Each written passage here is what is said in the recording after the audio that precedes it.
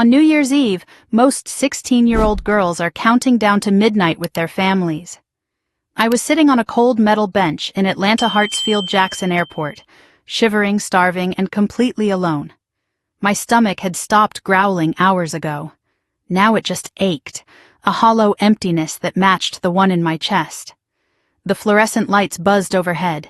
Families rushed past with rolling luggage and excited chatter. Children clutched stuffed animals. Couples held hands. No one looked at me. No one saw the girl curled up in the corner near gate B12 trying to disappear into the wall. Then a shadow fell across my feet. I looked up to find an older man standing a few feet away. Maybe 60. Gray beard streaked with white. A worn olive jacket that had seen better decades. Boots with holes near the toes. He held out a water bottle, half full, and a sandwich wrapped in crumpled paper. His voice was calm, steady, like he had all the time in the world. "Sit here," he said. "I will handle it." 4 hours later, a man in a $3,000 suit walked toward me. The airline chairman. And he said my name like he had been searching for it his whole life. Before I tell you how I ended up abandoned at 16 with nothing but the clothes on my back, I need you to understand one thing. The people who left me there were my own mother and stepfather. Drop a comment and let me know where you are watching from. I need to know this story is reaching people who understand what it means to be thrown away by the ones who were supposed to protect you. 2 hours before Marcus found me, I was walking back from the bathroom with my small backpack over my shoulder. The gate area for Flight 447 to Los Angeles was nearly empty. A cleaning crew pushed a cart past me. A single businessman typed on his laptop near the window. The departure screen above the desk flashed words that stopped my heart. Flight 447, departed. I ran to the counter. My legs felt like they belonged to someone else. The gate agent looked up with the practiced patience of someone who had delivered bad news 1,000 times. "My family," I said, and my voice cracked on the word. "They were just here. Linda and Robert Ashford. They had my boarding pass." She checked her computer, frowned, typed something. "Mom, they boarded 20 minutes ago. They told us you changed your mind, said you wanted to take a later flight." "I never said that. I was in the bathroom. They told me to wait." She shrugged, the kind of shrug that said this was not her problem. "I am sorry, the flight has departed." My hands shook as I searched my backpack. The side pocket where I kept my phone was empty. The front zipper where I kept my wallet also empty. I dumped everything onto a seat. Spare shirt, underwear, my journal, a toothbrush. Nothing else. No money, no identification, no phone. Everything of value was gone. I thought back. The phone was in my pocket on the flight to Atlanta. I had used the bathroom on the plane and left my backpack in my seat. My mother had walked back from first class to check on me during the flight. "Just making sure you are comfortable, sweetheart," she had said. That was when she took it. While I was gone for 3 minutes, my own mother. The realization crashed into me like a wave. They planned this. They made me go to the bathroom. They took my things. They left me here. They left me at an airport like I was luggage they did not want to carry. I found the customer service desk. The line stretched back with frustrated travelers, delayed flights, lost bags, missed connections. I waited 20 minutes, rehearsing what to say, hoping someone would help. When I reached the counter, the words tumbled out faster than I could control them. "I am 16. My parents left me here. They took my phone and money. I do not know what to do." The agent looked at me with tired eyes. "Do you have identification?" "No, they took everything." "Do you have a number we can call?" I gave her my mother's cell phone. She dialed, waited. Her frown deepened. "This number is not in service. That is impossible. That is my mother's phone." "I am sorry, honey. It does not work." She exchanged a look with her colleague. I recognized that look. I had seen it my whole life. The problem child look, the attention seeker look. "Are you sure your parents left you?" she asked. Maybe there was a miscommunication. There was no miscommunication. They told the gate agent I changed my mind. I did not change my mind. The supervisor arrived. He asked me to repeat my story. I did, my voice steadier now, anger replacing panic. He listened, took notes, made a phone call. When he hung up, his expression had hardened.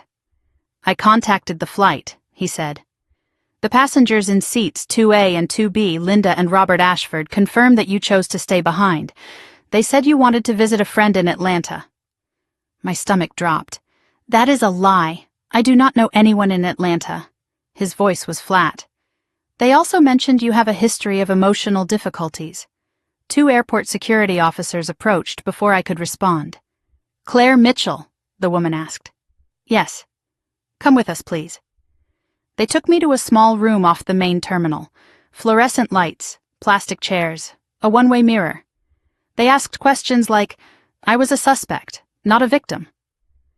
Why are you traveling alone? Did you run away from home? Are you trying to cause trouble for your parents? I told the truth. I could see they did not believe me. The male officer checked his tablet and something shifted in his expression. You are flagged in our system, Claire. What does that mean? He did not answer directly. Your stepfather filed a report with TSA 3 days ago. Said you might try to travel alone. Said you have a history of running away and making false accusations. My blood ran cold.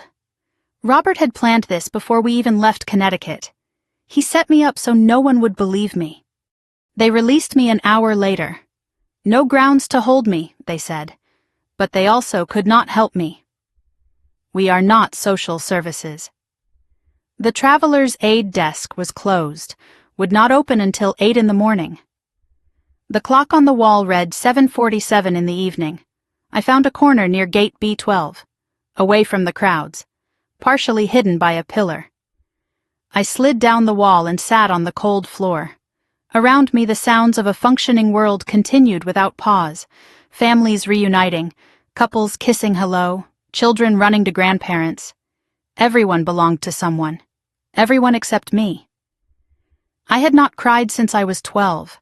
I learned that tears only made things worse with my mother. But alone on the floor of that airport, I could not stop them. Silent sobs shook my body. I cried for the mother who chose money over her daughter. I cried for the father I lost, or thought I lost, 8 years ago when my mother told me his plane crashed over the ocean. I cried for 16 years of trying to be good enough, trying to earn love that was never real. Through the tears, a memory surfaced. My father's voice reading, "Good night, moon. Good night, stars. Good night, air. Good night, noises everywhere." I used to believe he was watching over me. Now I wondered if he had ever existed at all, or if that too was just another lie. I do not know how long I sat there. 30 minutes. An hour. The terminal grew quieter as evening flights departed. My tears dried, leaving salt tracks on my cheeks. I stared at the floor, too exhausted to think. Then the shadow fell across me. I flinched, expecting security again. Instead, the older man with the gray beard crouched a few feet away. He did not crowd me, did not threaten, just studied me with eyes that were sharp and clear and unexpectedly kind. "You have been sitting here for 2 hours, he said. "I have been watching. Please leave me alone. Whoever left you here, they are not coming back. You know that, do you not?" I could not argue. I had no strength left. He reached into his battered backpack and pulled out the water bottle and the sandwich. "Eat first, then we talk." Every warning I had ever heard about strangers screamed in my head. But I was starving. I was alone. I had no other options.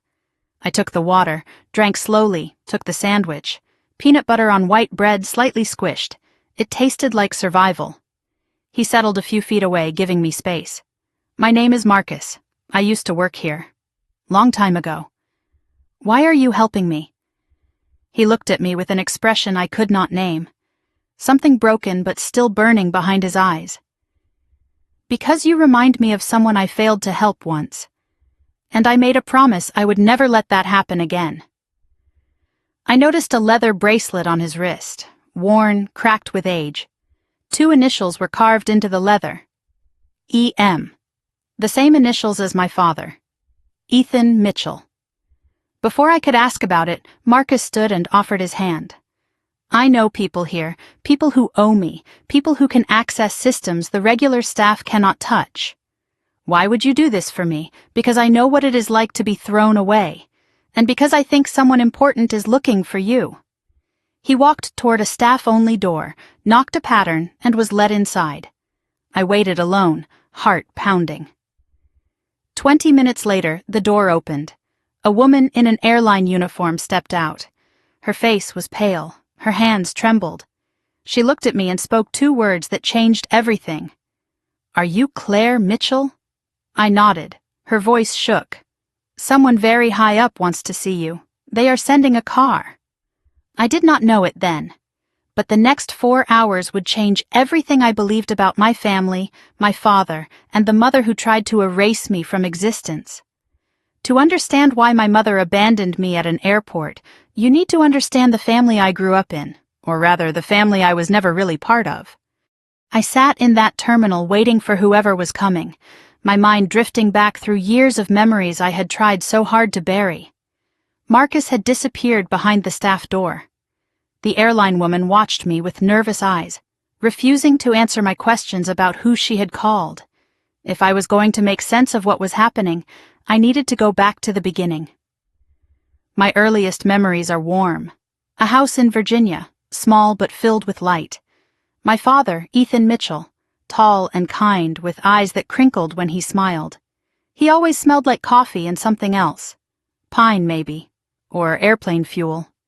He worked long hours building his company, but he always made time for bedtime stories. Every single night without fail, we read Goodnight Moon together. I would curl up against his chest and listen to his deep, steady voice. Goodnight stars, goodnight air, goodnight noises everywhere. That voice meant safety. That voice meant home. My mother was different then, softer. She laughed easily and made pancakes on Sunday mornings and sang me to sleep when I had nightmares. I remember her brushing my hair before school, gentle strokes that made me feel loved. That mother existed. I have to believe she did. Because otherwise, I spent my whole childhood loving a ghost. I was 8 years old when everything changed. My mother sat me down in the living room one afternoon. Her face was strange, pulled tight in a way I had never seen before. "There has been an accident, sweetheart," she said. "Daddy's plane went down." I remember the words, but not the feeling. It was like my brain refused to process what she was telling me. I kept waiting for her to smile and say she was joking. She never did. There was no funeral. My mother said the crash happened over the ocean. No body recovered. Nothing to bury. "We have to be strong now," she told me. "It is just you and me." Within months, my mother changed. The softness disappeared. The laughter stopped. She hugged me less, talked to me less, looked at me less. I thought it was grief. I thought she was mourning my father the same way I was. I did not know it was the beginning of something else entirely. Years later, I realized she had thrown away every photograph of my father. Not one picture remained in our house. When I asked her about it, her answer was quick and rehearsed. I threw them away. It was too painful to look at him. But I saw something flicker in her eyes when she said it. Not pain. Relief. 2 years after my father died, my mother introduced me to Robert Ashford. He was handsome in a cold way, with expensive suits and a smile that never reached his eyes. "A financial consultant," she said. "Very successful." I was 10 years old and immediately uncomfortable around him. He looked at me the way adults look at furniture they plan to replace. They married 6 months later. Small ceremony, destination wedding in the Caribbean. I was the flower girl. That was the last time I felt included in my mother's life. At the reception, Robert put his hand on my shoulder. It felt possessive, not protective. "Do not worry, Claire," he said. "I will take good care of your mother." He did not say he would take care of me. After the wedding, we moved to a new house in Greenwich, Connecticut. Massive. 6 bedrooms. A pool I was rarely allowed to use. My room was at the end of a long hallway, far from the master bedroom. "For privacy," my mother said. I understood it differently, out of sight, out of mind. Robert established new rules. Dinner at 6 sharp, homework reviewed and graded, curfew strictly enforced. But the rules only applied to me. My mother started deferring to Robert on everything, including decisions about her own daughter. Ask Robert became her answer to every question. Robert never raised his voice, never hit me, never threatened me directly, but I learned to read the silences. When Robert went quiet at dinner, something bad always followed. A canceled trip. A confiscated phone. An accusation I could not defend against. The quieter he became, the more dangerous he was. By the time I was 12, I understood my place. I was tolerated, not wanted.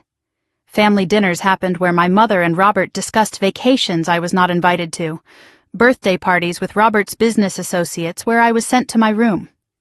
"Claire has homework," my mother would say. "Claire is not feeling well. Claire prefers to be alone." Lies told so often they became the official story. Robert started calling me difficult. He said it to teachers, to family friends, to my mother. She has been struggling since her father passed.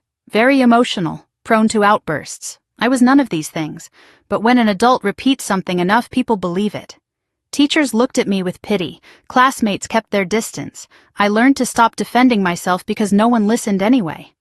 By 14, I had no close friends. Not because I was unlikable, but because Robert controlled my schedule. No sleepovers because they were too disruptive. No after-school activities because they were a waste of money. No phone calls because they were distracting. "Focus on your studies, Claire," Robert would say. "That is what your father would have wanted." He always invoked my dead father when he wanted me to obey. It worked every time. At 15, I asked to see a therapist. Robert agreed immediately. "Excellent idea," he said. The therapist turned out to be Robert's friend from the country club. After 3 sessions, she told my mother that I had attachment issues, that I was creating problems for attention. I never went back. One night around that time, I walked past Robert's study and heard him on the phone. His voice was sharp, impatient. "She is almost 18. We need to move faster." Silence. "Then, the trust fund transfers when she is of age, if we do not act before then." The door opened suddenly. Robert saw me in the hallway. He smiled, but his eyes did not. "Eavesdropping is rude, Claire. Go to bed." I was 16 when I found the box, hidden in the basement behind old Christmas decorations. Inside were documents, legal papers with my father's name on every page. Mitchell Family Trust, established for Claire Elizabeth Mitchell. The value listed made my hands shake. $12 million. Beneficiary, me, upon reaching age 18. Trustee, Linda Mitchell Ashford, my mother. My father had left me everything, $12 million waiting for me. And my mother had never mentioned it. Not once in 8 years. I brought the papers upstairs and confronted her. Her face went white, then red, then carefully controlled. "Where did you find those?" she demanded. "In the basement. Dad left me money." "Why did you not tell me?" She snatched the documents from my hands. "Because you are a child. You would not understand." "I am 16. I can understand money." Her voice turned cold. "These are adult matters, Claire. Robert and I are managing the trust for your benefit." "Then why did I not know it existed?" "Because you do not need to. Not yet." The documents disappeared after that. I searched the house 3 times. Nothing. When I asked again, my mother looked at me like I was crazy. "I do not know what you're talking about." Robert smiled at dinner that night. "Claire has such a vivid imagination," he said. 3 days later, I noticed something else missing. The small box of my father's belongings that I had kept hidden in my closet for 8 years. His old watch, his faded wallet, the photographs I had managed to save. All of it gone. It was like Ethan Mitchell had never existed at all. 1 week before the airport, my mother announced a family vacation. Los Angeles. Just the 3 of us. I wanted to believe it was real. I wanted to believe she still loved me somewhere underneath all the coldness. The night before we left, I heard her laughing downstairs with Robert. A real laugh, the kind I had not heard in years. I crept to the top of the stairs and listened. By this time next week it will all be done, Robert said. Finally, my mother replied. I have waited long enough. I went back to my room and told myself it meant nothing. I wanted so badly for it to mean nothing. The staff door swung open, pulling me back to the present. Marcus stepped out, followed by a woman I did not recognize. She was not airline staff. She wore a blazer and carried a leather briefcase. Her eyes found me immediately, sharp and searching. Claire Mitchell? Yes. She did not smile. My name is Denise Carter. I need to ask you some questions about your father. My heart stopped. My father is dead. Denise's expression did not change. That is what we need to talk about. Denise Carter stood before me with her briefcase and her sharp eyes, asking questions about my father. But before I could answer, before I could process what she meant, she held up her hand. First, I need you to tell me exactly what happened. Start from the beginning of the trip. Every detail matters. I took a breath and went back to 3 days ago. The trip that was supposed to bring my family together. The trip that turned out to be a trap designed with surgical precision.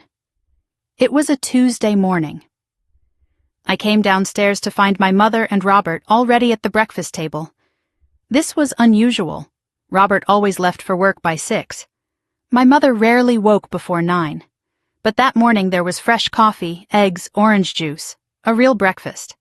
My mother smiled at me, and it was not her tight, practiced smile. Something warmer. Sit down, Claire, she said. We have wonderful news. Robert set down his phone, which was also unusual because he never stopped checking it. We have been talking, Claire, about family, about how distant we have all become. I said nothing. I had learned that silence was safer. My mother reached across the table and touched my hand. We are taking a trip, Los Angeles, just the 3 of us. I could barely believe what I was hearing. All of us, a real family vacation. Robert smiled. I have already booked the flights. We leave Saturday. And the hotel? The Beverly Hills Hotel. 5 stars. You will have your own room. Something loosened in my chest. Maybe things were finally changing. Maybe my mother still loved me somewhere underneath all the coldness. Maybe this was her way of trying again. As I stood to clear my plate, I caught my mother and Robert exchanging a glance. Quick, loaded, meaningful. Robert gave an almost imperceptible nod. My mother's smile tightened for just a moment before returning to warmth. I told myself it was nothing. I wanted so badly for it to be nothing. The days before the trip passed in a blur of cautious hope. On Wednesday, I floated through school imagining beaches and palm trees and meals where my mother actually looked at me when I spoke. At home that evening, I found her packing in the master bedroom, designer luggage, new clothes with tags still attached, 3 large suitcases for a 5-day vacation. It seemed like a lot, but I did not question it. On Thursday, Robert worked from home. He spent hours in his study with the door locked. I heard the printer running constantly. At dinner, he was distracted, checking his phone every few minutes. My mother filled the silence with chatter about restaurants we would try and beaches we would visit. When I asked about the itinerary, Robert looked up sharply. Do not worry about that. We will handle the details. On Friday, the day before we were supposed to leave, I came home from school to find a stranger in the living room, a man in a gray suit with silver hair and a briefcase open on the coffee table. My mother and Robert sat across from him, signing papers. When I walked in, all 3 of them looked up. The stranger closed his briefcase quickly. Robert stood. Claire, you are home early. Who is this? My mother's voice was smooth. Just our accountant. Tax season. Boring adult stuff. The stranger left without introducing himself. As he passed me in the hallway, a paper slipped from his briefcase. I picked it up to return it, and my eyes caught the letterhead. Morrison and Associates, Estate Planning and Trust Administration. Below that, in bold type, Ree Mitchell Family Trust, Beneficiary Amendment. He snatched it from my hands before I could read more. Thank you, he said coldly, and walked out the door. That night, I packed my small suitcase. I did not have designer luggage like my mother, just a worn duffel bag from middle school. I packed carefully. Clothes for warm weather, my journal, and a photograph of my father I had found hidden in an old book. The photo was creased and faded. My father holding baby me, both of us smiling. I tucked it into my journal where my mother could not find it. At 9 that night, Robert knocked on my door and entered without waiting. He carried a clipboard and pen. "Claire, I need to verify some travel information." He asked for my full legal name, Claire Elizabeth Mitchell, my date of birth, March 15, 2009. Then he asked for my social security number. "Why do you need that?" His smile did not reach his eyes. "TSA requirements, new security protocols." I gave him the number. What choice did I have? He wrote it down, nodded once, and left. At the door, he paused. "Get some sleep. Big day tomorrow." I lay in bed, unable to sleep. At 11, I heard laughter from downstairs. My mother's laugh. Genuine and unguarded. The laugh I remembered from childhood. I crept to the top of the stairs and listened. "By this time next week it will all be done," Robert said. Finally, 8 years I have waited. 8 years of playing the devoted mother. Robert's voice dropped lower. "The boarding school in Switzerland is expecting her. No phone access, no internet, no contact with anyone who might ask questions." My mother laughed again. "By the time she is 18, the trust will be empty, and she will have no proof of anything." I pressed myself against the wall, barely breathing. Boarding school, Switzerland. The trust will be empty. They were not taking me on vacation. They were getting rid of me. I fled back to my room on silent feet, heart pounding so hard I thought it might crack my ribs. Saturday morning arrived gray and cold. I had slept maybe 2 hours. My mind raced with everything I had heard. I considered running, but where would I go? To whom? I had no money, no phone that was not monitored, no one who would believe me over my mother and Robert. They were respected in the community. I was the problem child with emotional difficulties. I decided my only option was to play along, gather information, find an opportunity. Robert drove. My mother sat in front. I sat in the back, watching the Connecticut trees blur past. The car was too quiet. My mother made small talk about the weather. I memorized details, the route, the time, the mile markers. At the airport, a skycap took our luggage. 3 large suitcases for my mother and Robert, 1 small duffel for me. My bag was placed on a separate cart. Why is my bag separate? Robert did not look at me. Different check-in lines. Do not worry about it. Inside the terminal, my mother linked her arm through mine, a gesture of motherly affection. It felt like a handcuff.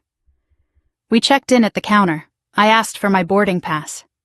The agent handed all 3 passes to Robert. "Here you are, sir. 3 passengers to Los Angeles, connecting through Atlanta." Robert pocketed all 3. "I will hold on to these. Easier to keep track." As we walked toward security, I caught a glimpse of the boarding passes in his hand. His and my mother's were printed on first-class cardstock with gold lettering. Mine was standard paper. Economy class. Seat 42F. Nowhere near them. They were not sitting together with me. They had never planned to sit together with me. The flight to Atlanta was 2 hours. I sat in the back of the plane between 2 strangers while my mother and Robert disappeared into first class. I used the flight to think. I could tell a flight attendant, but tell her what? That my parents were acting strange? I had no proof, just a conversation overheard in the dark. We landed in Atlanta at 4 in the afternoon, 3-hour layover before the Los Angeles connection. My mother and Robert met me at the gate. For a moment, everything seemed normal. Robert bought sandwiches. My mother scrolled her phone. I watched them, looking for cracks in the performance. At 5:30, Robert's phone buzzed. He checked it, showed the screen to my mother. Both of them stood. My mother turned to me with that warm, false smile. "Sweetheart, I spilled coffee on your jacket this morning. I just noticed." I looked down. There was no stain. I do not see anything. Robert stepped in. It is on the back. You should go to the bathroom and clean it. We will wait right here. Every instinct screamed danger, but my mother's hand was on my shoulder, guiding me up. Go on. We are not going anywhere. The bathroom was 50 feet away, then 100. I pushed through the door, checked my jacket. No stain, nothing. I splashed water on my face and stared at my reflection. 5 minutes passed. I walked back to the gate. The seats were empty. My mother and Robert were gone. I ran to the desk. The screen above flashed Flight 447 to Los Angeles. Now boarding. The gate agent looked up. My parents, I gasped. They were just here. She checked her screen, frowned. The Ashfords? They boarded 10 minutes ago. They said you changed your mind. Through the window, I watched the plane pull away from the jetway. My mother was on that plane. My stepfather was on that plane. My passport, my phone, my money, everything was on that plane. And I was alone in an airport 1,000 miles from home with nothing but the clothes on my back and a truth no one would believe. The gate agent's words echoed in my head. They said you changed your mind. I stood frozen, staring at the empty jetway, watching the plane taxi away through the window. Navigation lights blinked in the gathering dusk. My mother was on that plane, moving, leaving, gone. My legs gave out. I grabbed the counter to stay upright. My chest tightened until I could barely breathe. The terminal noise faded to static, families laughing, announcements overhead. All of it distant like sounds from another world. A child ran past clutching a stuffed bear. I watched him find his mother's hand. Such a simple thing, a child holding a parent's hand. It broke something inside me. Please, I said to the gate agent. My voice cracked. There has been a mistake. They would not leave me. Her expression shifted. Pity mixed with suspicion. I recognized the combination. I am sorry, honey. The flight has departed. Is there someone I can call for you? I opened my mouth to give my mother's number. Then I remembered. I did not have a phone. I did not have anything. My hands shook as I searched my backpack again. The side pocket where I always kept my phone, empty. The front zipper where I always kept my wallet, empty. I dumped everything onto a seat for the second time, hoping I had somehow missed something. Spare shirt, underwear, journal, toothbrush, nothing else. I thought back through the day, reconstructing the crime. The phone was in my pocket on the flight to Atlanta. I had used the bathroom during the flight and left my backpack in my seat. My mother had walked back from first class to check on me.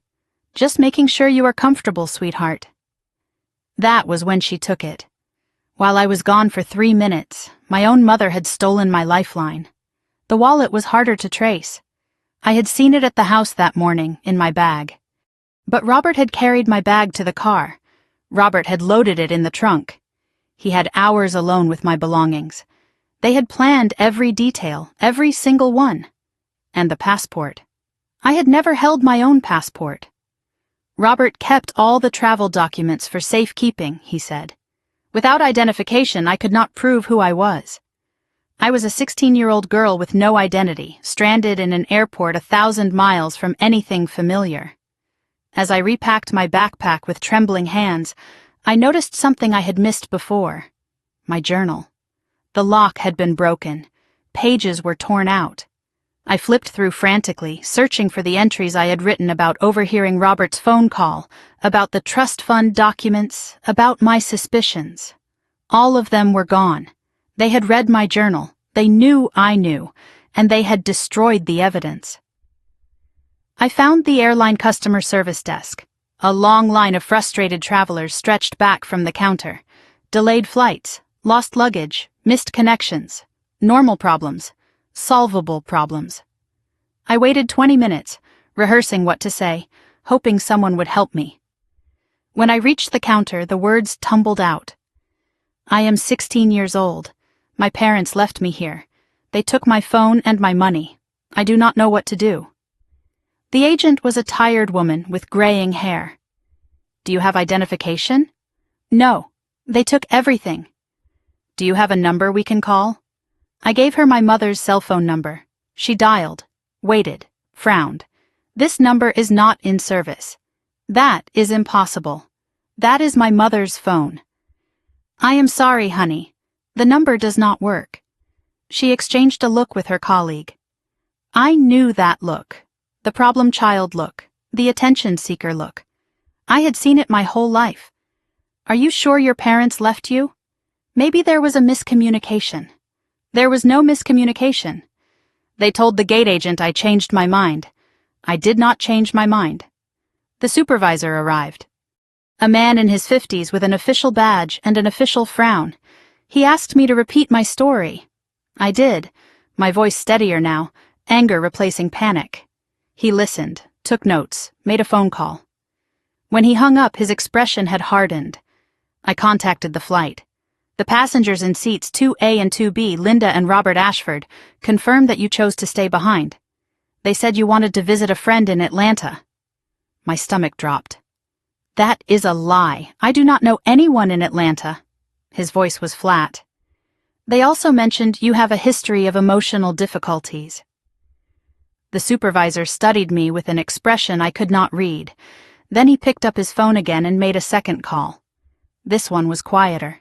He cupped his hand over the receiver. When he hung up, something in his demeanor had shifted. He was no longer dismissive. He was nervous. Wait here, he said. Someone from security needs to speak with you. He would not meet my eyes. 2 airport security officers approached minutes later, a man and a woman, both in uniform. Claire Mitchell? Yes, come with us, please. It was not a request. They took me to a small room off the main terminal. Fluorescent lights, plastic chairs, a one-way mirror on the wall. I sat alone for 10 minutes before the officers entered. They did not offer water. They did not offer comfort. They offered questions. State your full name. Claire Elizabeth Mitchell. Date of birth? March 15, 2009. Current address? I gave them the Connecticut address. And you claim your parents abandoned you here? I do not claim it. It happened. The female officer leaned forward. We see this a lot, Claire. Kids who want attention. Kids who run away and then make up stories. I did not run away. They left me. Then why would they tell the flight crew you chose to stay? Because they are lying. Parents do not usually lie about their children. I wanted to scream. My parents are not usual. The male officer checked his tablet, scrolled through something. His expression shifted. You are flagged in our system, Claire. What does that mean? He did not answer directly. Your stepfather filed a report with TSA 3 days ago. Said you might try to travel alone. Said you have a history of running away and making false accusations. My blood ran cold. Robert had planned this before we even left Connecticut. He had set me up so no one would believe a word I said. The female officer stood. Her chair scraped against the floor. If you cannot verify your identity and we cannot reach a guardian, we are required to contact Child Protective Services. You will be placed in emergency custody until we sort this out. How long will that take? Her face showed no sympathy. Could be days, could be weeks, depends on how cooperative you are. After an hour, the officers conferred outside the room. I watched through the glass as they argued. The female officer shook her head. The male officer made another phone call. When they returned, their tone had changed. Not friendly, but less hostile. We are releasing you into the terminal. What about CPS? We do not have grounds to hold you. You have not committed a crime. And my parents? That is a civil matter, not our jurisdiction. The male officer handed me a card. If you are telling the truth, go to the police station in the city. File a report. How? I have no money for a cab. No phone to call anyone.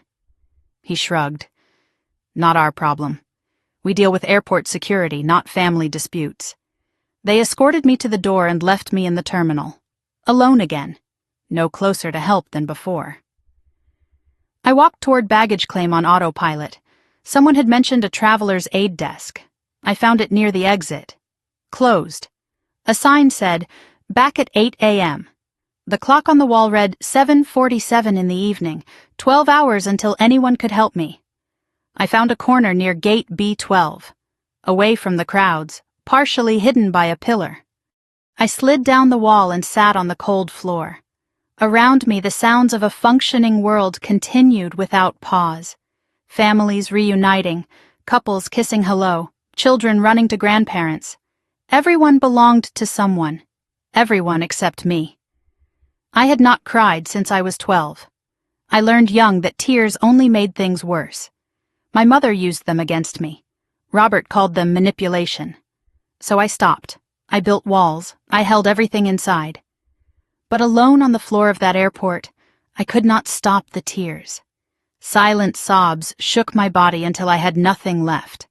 I cried for the mother who chose money over her daughter. I cried for the father I lost 8 years ago, or thought I lost, when my mother told me his plane crashed. I cried for 16 years of trying to be good enough, trying to earn love that was never real. I closed my eyes and saw my mother's face. Not the cold mask of the past 6 years, but the warm smile from before. The mother who made pancakes on Sunday mornings. The mother who sang me to sleep. That mother was gone. Maybe she had never existed. Maybe love was just another word for waiting to be betrayed. I do not know how long I sat there. My tears dried. The terminal grew quieter. I stared at the floor, too exhausted to think. Then a shadow fell across me. I flinched, expecting security again. Instead, an older man stood a few feet away. Gray beard streaked with white, worn olive jacket, boots with holes, a battered backpack over one shoulder. He did not look threatening. He looked tired. He looked kind. "You have been sitting here for 2 hours. I have been watching." My voice was hoarse. "Please leave me alone." He did not move. "Whoever left you here, they are not coming back. You know that, do you not?" I had no strength to argue. He reached into his backpack and pulled out a water bottle and a sandwich. "Eat first, then we talk." I looked at the food, then at the stranger. Every warning I had ever heard screamed in my head. But I was starving. I was alone. I had no other options. I took the water. I took the sandwich. The man settled a few feet away, giving me space. "My name is Marcus, and I think I know who you are." My hand froze halfway to my mouth. "How could you possibly know who I am?" He looked at me with eyes that held something like grief. "Because I have been waiting for you. I just did not know it until tonight." I held the water bottle Marcus gave me with trembling hands. I had not eaten since a granola bar 14 hours ago. The sandwich was peanut butter on white bread, slightly crushed, nothing special. It tasted like survival. While I ate, I studied the man who had appeared out of nowhere to help me. His gray beard was neatly trimmed despite his circumstances. His eyes were sharp and clear, not the glazed look I expected from someone living on the streets. His clothes were worn but clean. The olive jacket had patches at the elbows. His boots had been resoled more than once.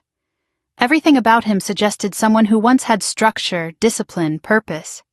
He sat a respectful distance away, not crowding my space. Patient. Watchful. Like he had done this before. I swallowed a bite of sandwich and wiped my mouth. "You said you know who I am." "Explain." Marcus did not answer immediately. He looked at me, really looked, like he was searching for something in my face. "You have his eyes," he said quietly. "I noticed it the moment you walked past me 4 hours ago." "Whose eyes?" His voice dropped. "Finish eating.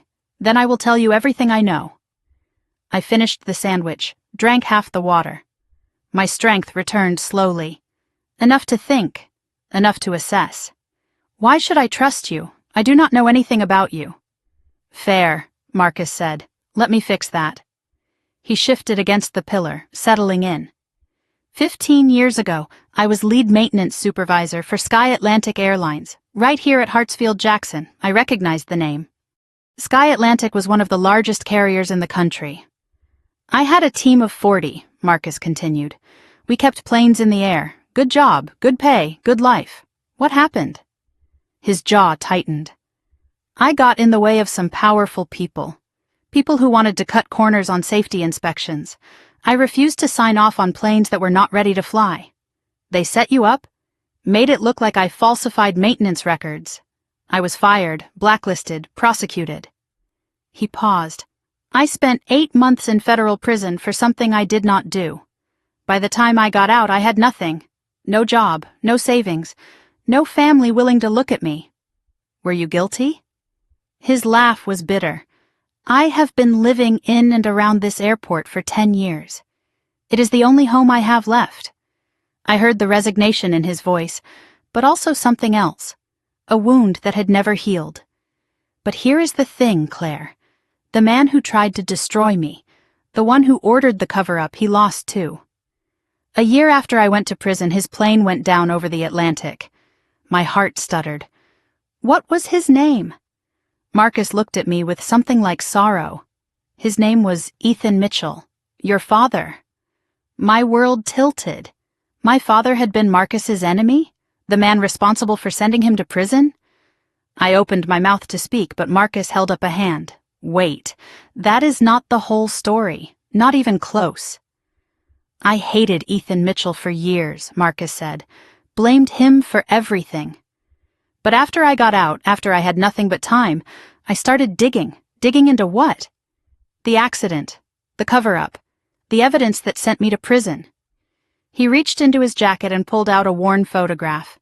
This is from the company Christmas party, 2 months before everything went wrong. I took the photo with shaking hands. A group of men in suits, champagne glasses raised. In the center stood my father, younger, smiling. Beside him was a woman I recognized immediately, my mother in a red dress. And on my father's other side, a man with cold eyes and a politician's smile. Who is that? Marcus's voice was flat. Robert Ashford. He was the CFO of Sky Atlantic, and he was the one who actually ordered the safety shortcuts. Your father found out. He was going to report it to the FAA. Robert could not let that happen, I said slowly, piecing it together. So he framed me to discredit any investigation. And when that was not enough... Marcus paused, his voice cracking. The plane crash that killed your father? It was not an accident, Claire. Robert arranged it, and your mother helped him. I stared at the photograph, my vision blurring. Then I noticed something on Marcus's wrist. A leather bracelet, cracked and faded with age. 2 initials were carved into the leather. E.M. Where did you get that? I whispered. Marcus touched the bracelet like a prayer. Your father gave it to me. The day before he died. He said if anything happened to him, I should find his daughter someday and tell her the truth. The terminal spun around me. My mother, a murderer? Robert, an assassin in a business suit? No, that is insane. My father died in a plane crash. It was an accident. That is what they wanted everyone to believe. You have no proof. Marcus's eyes were steady. I have enough to know I am right, but you are correct. I cannot prove it. Not yet. My mind raced, connecting dots I had never seen before. My mother's coldness after my father died. The rapid remarriage to Robert. His control over everything in our lives. The trust fund, the documents, the boarding school in Switzerland. They are not just trying to steal my money, I said. They are trying to get rid of me. Marcus nodded slowly. You are the last loose end. The only person who could ever ask questions about your father's death. About where his money really went. What do? I am 16. I have nothing. No one believes me. Marcus stood and offered his hand. Not no one. I believe you. And I know someone who can help. Who? Someone who has been waiting a long time for proof that Ethan Mitchell's death was not an accident. Someone with access to systems, records, things I cannot touch. I hesitated. Every instinct screamed caution. But I had no other options. I took his hand. Marcus led me through the terminal, away from the crowds. We reached a door marked Authorized Personnel Only. He knocked a pattern, 3 short, 2 long. The door opened a crack. An eye peered through. Marcus, what are you doing here? I need to see Denise. Tell her it is urgent. Tell her it is about the Mitchell case. The door closed. Footsteps retreated. The Mitchell case? I asked. Marcus kept his voice low. After your father's plane went down, there was an internal investigation. It was shut down fast. Robert had connections, but some people never stopped looking. Denise? She was my assistant supervisor. She believed me when no one else did. She has spent 10 years collecting evidence, waiting for the right moment. 5 minutes passed. Then 10. Finally the door swung wide. A woman stood there, mid-50s, African-American, airport uniform crisp and pressed. Her name tag read, Denise Carter, Operations Manager. Her face was composed, but her eyes were sharp and searching. She looked at me and her breath caught. My God, you look just like him. Denise's hands trembled as she ushered us inside. She led us down a long corridor past offices and break rooms. At one point she stopped, turned, and stared at me like she was seeing a ghost. I am sorry, she whispered. It is just... I watched him die on a radar screen, and now his daughter is standing in front of me. She wiped her eyes and kept walking. Her office was small, cluttered with files and monitors and aviation charts. She gestured for me to sit. Tell me everything, from the beginning. I told her my story, the abandonment, the theft of my phone and wallet, the security interrogation. The TSA flag Robert had filed. Denise typed as she listened, accessing systems I could not see. You are right, she said finally. You are flagged in the system, but it is not a standard runaway alert. What is it? She frowned at her screen. It is a restricted access flag, placed by someone with federal-level clearance. Robert? No, Robert does not have that kind of access. This came from higher up. Marcus leaned forward. Who? Denise shook her head. I cannot see the source. It is locked behind security protocols I cannot breach. But here is what does not make sense, she continued. The flag was not placed to find you. It was placed to protect you. My confusion deepened. Protect me? From who? Denise pulled up another screen. There is a notation attached. It says, if subject is located, contact immediately. Priority 1. Contact who? Denise hesitated, then met my eyes. The chairman of Sky Atlantic Airlines. My mind reeled. Sky Atlantic. The company my father built, the company Robert supposedly destroyed him to control. Why would the chairman want to find me? Because the current chairman is not Robert Ashford. Robert was forced out 3 years ago after a financial scandal. The current chairman... Denise stopped, looked at Marcus, then back at me. I think you need to see this for yourself. She picked up her phone and hesitated. If I make this call, there is no going back. Whoever is on the other end of that flag, they will come here. Tonight. Who is the chairman? Marcus answered before Denise could speak. We do not know. After Robert was removed, someone bought the company through a series of shell corporations. No one knows who is really in charge. But they want to find me. They have been looking. Denise nodded. For years, apparently. The flag was placed 8 years ago, right after your father died. 8 years. Someone had been searching for me for 8 years, since the moment my father's plane went down. Make the call. Denise dialed. Spoke in low tones. I caught fragments. Mitchell. Yes, she is here.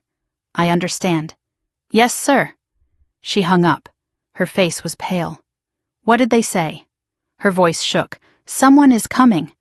They are sending a car from the private terminal. They said to tell you not to be afraid. They said to tell you that you are safe now. Marcus gripped my shoulder. Who is coming, Denise? She looked at me with an expression caught between fear and wonder. The chairman himself. He will be here within the hour. Who is he? Denise took a breath. I do not know his name, but he asked me to give you a message. He said to tell you that Goodnight Moon was always his favorite too. The words hit me like a physical blow. Goodnight Moon, our book. My father's voice in the dark, reading me to sleep. No one knew about that. No one except him. I sat in that cramped office surrounded by strangers, and for the first time in 8 years, I let myself believe the impossible. Maybe my father was not dead after all. Two men in suits arrived at Denise's office within minutes. Airline security, but different from the officers who had interrogated me earlier. These men were professional, deferential. They addressed me as Miss Mitchell. "Please come with us," the taller one said. "You will be more comfortable in the executive lounge." I looked at Marcus. He nodded.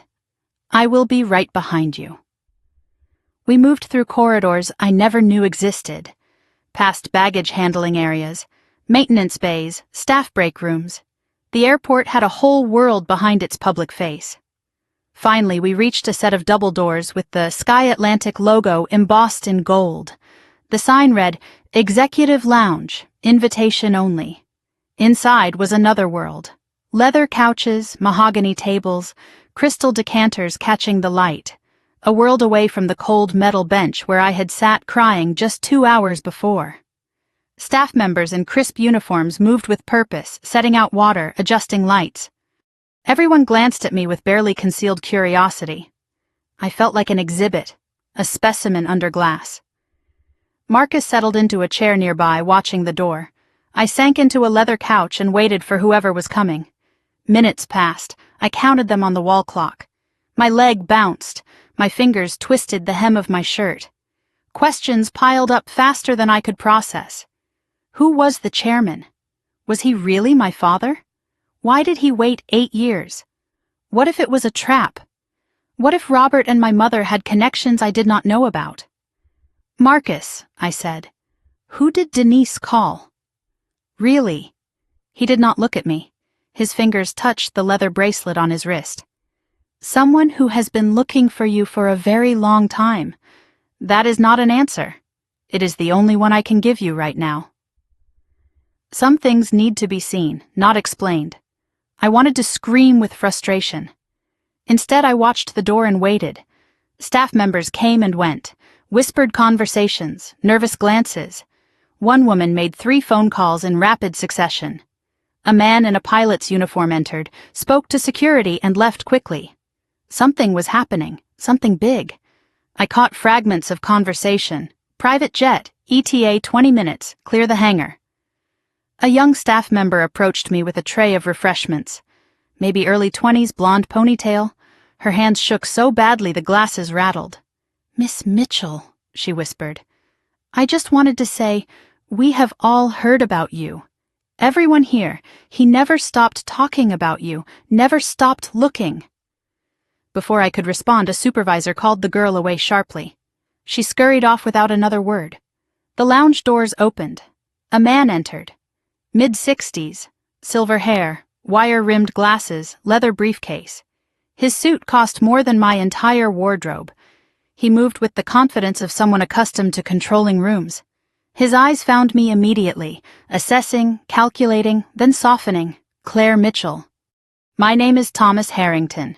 I am an attorney with Morrison and Associates." My stomach clenched. Morrison and Associates. The letterhead I had seen on the estate documents at my house. I know that name.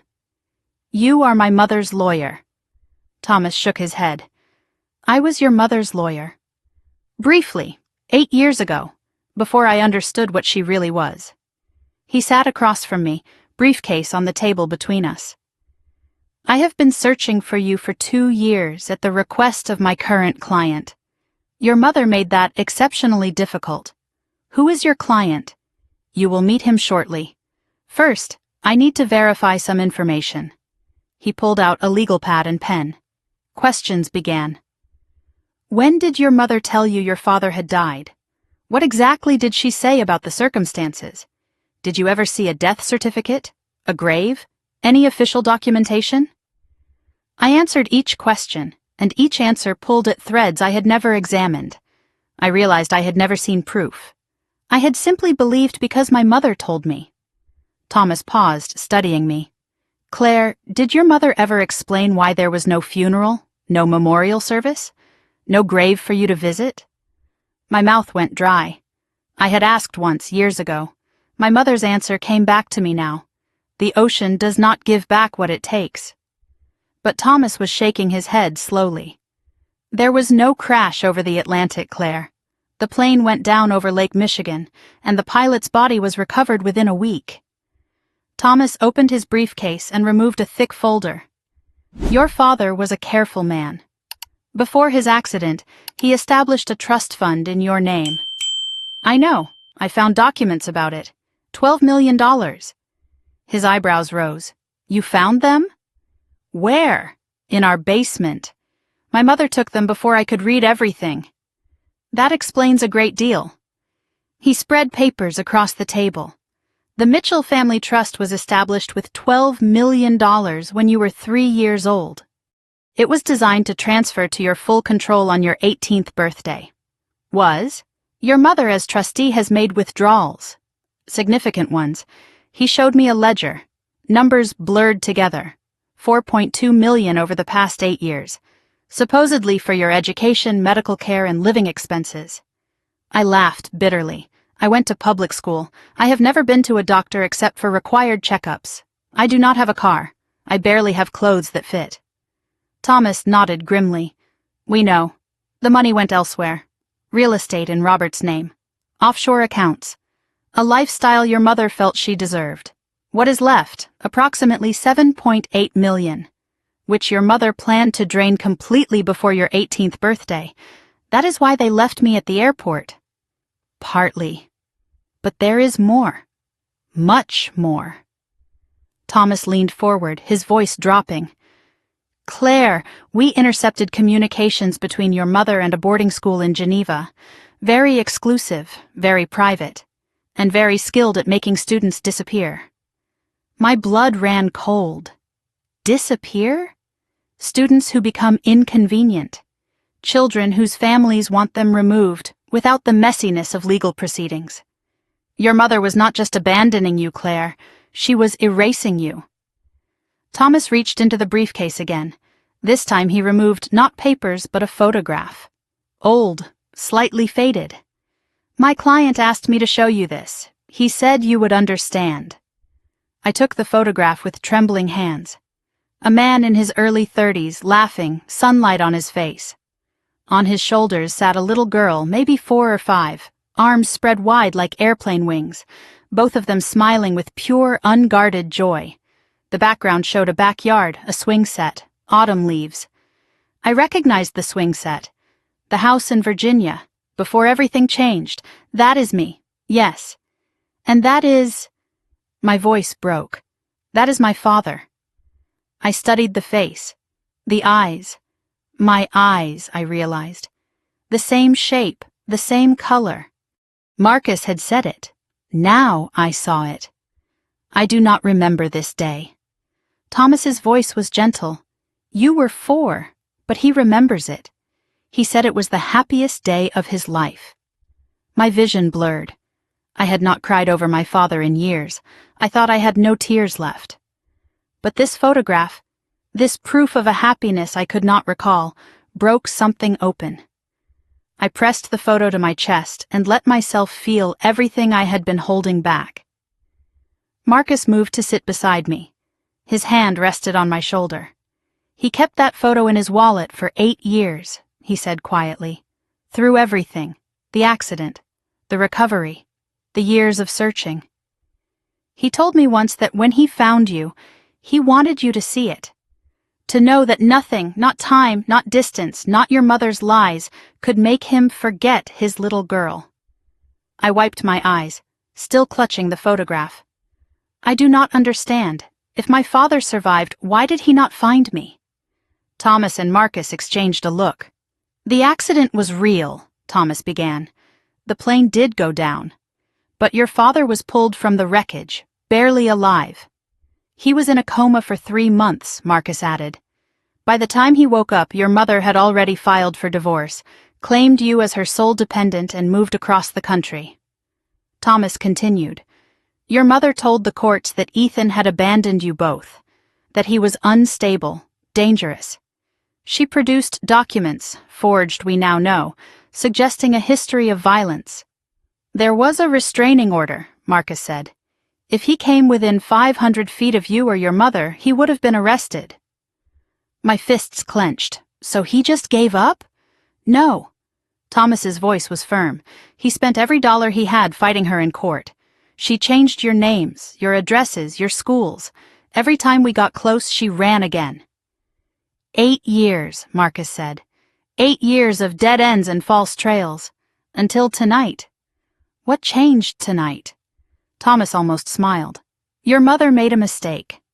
She used a traceable credit card at the Atlanta airport, and your name triggered a flag we placed in the airline system years ago. The flag Denise found. Yes, a flag your father insisted on placing in every airport in America, just in case. A phone buzzed. Thomas checked it. His expression sharpened. He is here. He is walking from the private terminal now. My heart hammered against my ribs. 8 years. 8 years of believing my father was dead. 8 years of wondering why no one loved me. And now he was walking down a corridor, about to see me for the first time since I was 8 years old. Thomas stood and straightened his tie. Marcus squeezed my shoulder one last time. Denise appeared in the doorway, eyes wet. He is coming. Oh God, he is really coming. I could not move, could not breathe. I stood on legs that felt like water, the photograph still pressed to my heart. Footsteps in the corridor. Slow, deliberate. The door swung inward. A man stepped through, tall, gray at the temples, lines on his face that were not there in the photograph, but the eyes were the same. My eyes. He saw me across the room and stopped. For a moment, neither of us moved. 8 years collapsed into a single breath. Then he spoke, and his voice was exactly as I remembered it. The voice that read, "Good night, moon, in the dark." The voice I heard in my dreams for years after he died. Claire. His voice cracked. My Claire. Thomas stepped forward. Mr. Mitchell, she is here. She is safe. My father did not seem to hear. He crossed the room in 3 strides. Before I could speak, before I could think, his arms were around me. He held me the way he did in the photograph, like I was the most precious thing in the world. I had spent 8 years believing my father was dead, 8 years being told I was unlovable, unwanted, a problem to be managed. And now he was holding me, crying into my hair, whispering my name over and over like a prayer he had been saying for years. In that moment, every lie my mother ever told me shattered like glass. And I understood something I had forgotten. I was worth finding. I was worth fighting for. I was worth 8 years of never giving up. My father held me like I might disappear if he let go. His body shook with silent sobs. I could not move, frozen between disbelief and desperate hope. His arms were real. His heartbeat against my cheek was real. He was real. I breathed in and something unlocked. Coffee and pine.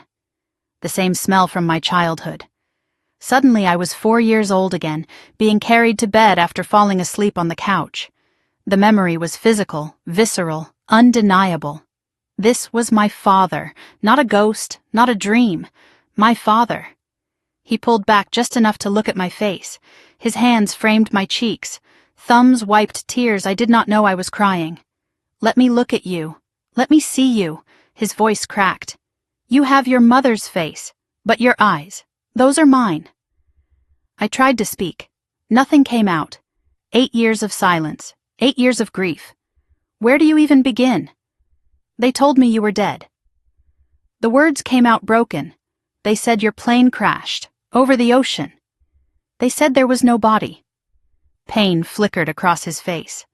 I know what they told you, and I know what they told me. What do you mean, what they told you? He guided me to a couch and sat beside me, never releasing my hand.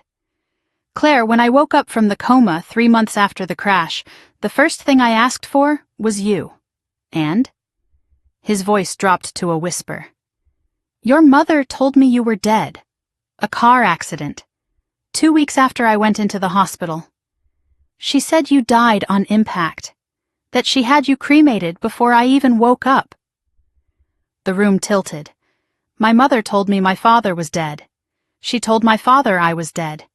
Each of us grieving alone for 8 years while she collected the insurance, controlled the trust, and built her new life on our graves. He reached into his jacket and withdrew a folded paper, creased and worn from being handled 1,000 times. She gave me this. Your death certificate. I kept it because I could not let go. He handed it to me. I saw my own name typed in official font. Claire Elizabeth Mitchell, deceased. Cause of death, vehicular trauma. The date was 2 weeks after my father's plane went down. I carried my daughter's death certificate for 6 years, he said, before I discovered it was a forgery. Tell me about the plane. What really happened? He took a breath. This was a story he had told before, but never to me. It was not an accident. The maintenance logs were falsified. Critical systems were sabotaged. By who? Robert. He was my CFO. I trusted him with everything. The company finances, the expansion plans, the safety protocols. I discovered he had been embezzling for years, millions. I confronted him privately and gave him a chance to return the money and resign quietly. But he did not. No. Instead, he went to your mother. They had been having an affair for months. I did not know. I felt sick. The timeline clicked into place. They decided it was easier to kill me than face prosecution. Robert arranged the sabotage. Your mother provided the alibi. The plane went down over Lake Michigan. The pilot, a man named James, managed to crash land instead of a full impact. He died on impact. I should have died too. But you did not. A fishing boat saw the wreckage. They pulled me out of the water barely breathing. I spent 3 months in a coma in a hospital in Wisconsin. By the time I woke up, your mother had already destroyed both our lives. I thought of all the nights I had lain awake talking to my dead father in the dark, telling him about my day, asking him why he left, begging him to come back. He had been alive the whole time, in a hospital bed, then searching, always searching. Every whispered prayer I sent into the darkness, he had been trying to answer. When I found out you were alive, my father continued, that the death certificate was fake, I hired every investigator I could find. How did you find out? His expression hardened. A private detective tracked down the funeral home your mother claimed she used. There was no record, no cremation, no body, no Claire Mitchell. That was 6 years ago? Yes, and every day since then I have been looking for you. Thomas spoke from across the room. We tracked 14 different identities over 6 years. 14 names, 14 addresses. Each time we located her, she was already gone. My father's hand tightened on mine. She knew I was looking. She was always one step ahead. So, what changed? How did you find me tonight? Marcus stepped forward. That would be me. I looked at the homeless man who had given me a sandwich and led me to Denise and set all of this in motion. I recognized your eyes the moment you sat down in that terminal. I have been carrying a photo of you for 10 years. He pulled out a worn photograph. Me at age 6 with a gap-toothed smile sitting on a swing. Your father gave this to me the day before his plane went down. He said if anything ever happened to him, I should watch over you. I stared at Marcus, reprocessing everything. But you said my father was your enemy. You said he sent you to prison. Marcus shook his head slowly. I thought he did. For years I believed Ethan had betrayed me. But the evidence that sent me to prison was planted by Robert. Your father was framed too. We were both his victims. I only learned the truth after Ethan woke up and started fighting back. My father took over. Marcus was my best maintenance supervisor. When Robert started cutting corners on safety, Marcus refused to sign off on compromised aircraft. So Robert framed him to get him out of the way. Yes, and I believed the evidence. I testified against Marcus at his trial. Marcus's voice was quiet. He did not know. None of us knew what Robert was really doing. When I woke up from the coma and started investigating, my father said, I found the real documents, the forged signatures, the falsified records. All of it pointed to Robert. I found Marcus in Atlanta 3 years ago, living in the airport where he used to work. I tried to apologize to explain. Marcus interrupted. And I did not want to hear it. Not at first. I had spent too many years hating him, but he kept coming back, kept showing me evidence, kept asking me to help find his daughter. My father's voice broke. I told him everything. About Claire, about the fake death certificate, about your mother's lies. Marcus looked at me. I could not save myself, but I could help save you. So I stayed at this airport, watched, waited, hoping that someday, somehow you would pass through. And tonight, after 10 years, I finally kept my promise to your father. Thomas had been silent, but now he moved to stand beside my father. His hand rested briefly on my father's shoulder, a gesture of solidarity that spoke of years of shared struggle. What they are not telling you, Claire, is that your father sold everything to fund the search. The house, the cars, his stake in 3 companies. He rebuilt Sky Atlantic from scratch just to have the resources to keep looking. My father shook his head. None of it mattered. Only you. My mind raced. So tonight, leaving me at the airport, what was the point? They already had the money, Thomas answered. Not all of it. The trust fund structure requires your signature on certain documents once you turn 18. Without you, they can drain the remaining funds, but they cannot access the principal legally. They wanted me gone before I could claim anything. Worse than that. Thomas's face was grim. We have evidence they were planning to send you to a facility in Geneva, a place that specializes in making inconvenient children disappear permanently. My father's jaw was set. They were not just abandoning you, Claire. They were trying to erase you, the same way they tried to erase me, but they failed. Yes, because of Marcus, because of Denise, because of 8 years of never giving up. I looked at my father, this man I thought was dead. This man who had spent nearly a decade searching for a daughter he was told had died. What do we do now? His eyes hardened. Now we finish this. Together. How? Your mother and Robert landed in Los Angeles 2 hours ago. They think their plan worked.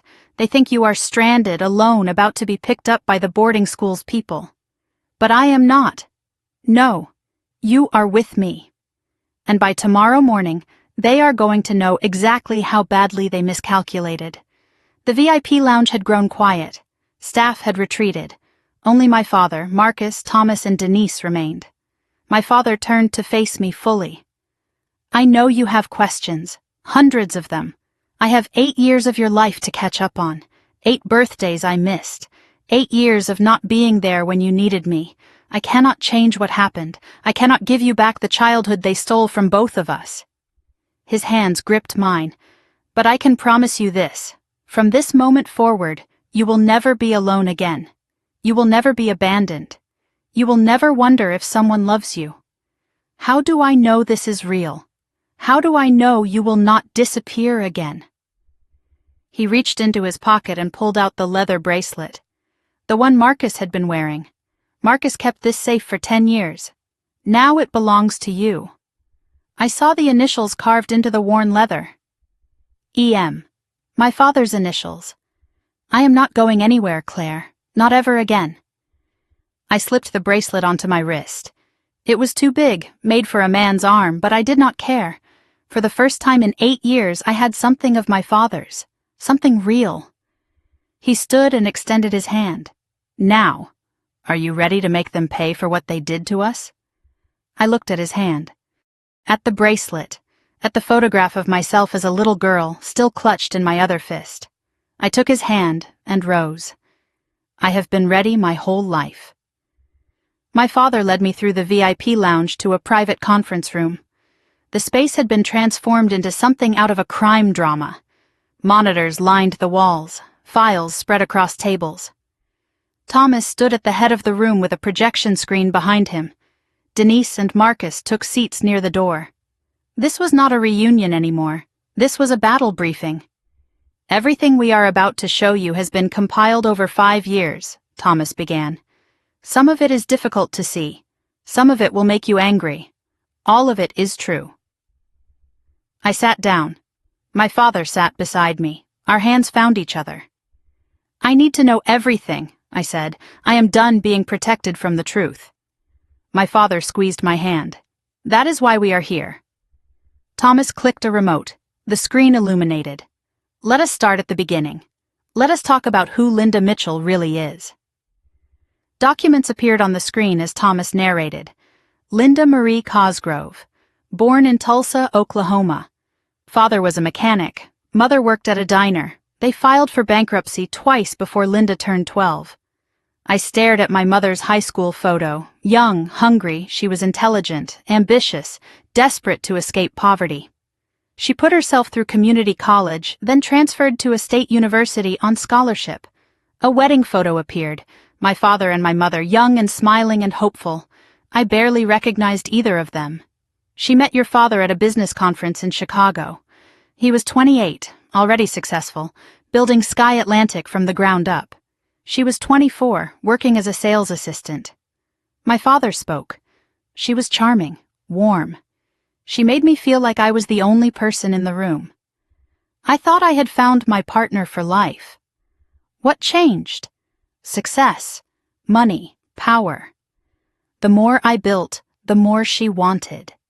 And when I could not give her enough, when I refused to put her on the company board, she found someone who would. Thomas pulled up a financial record.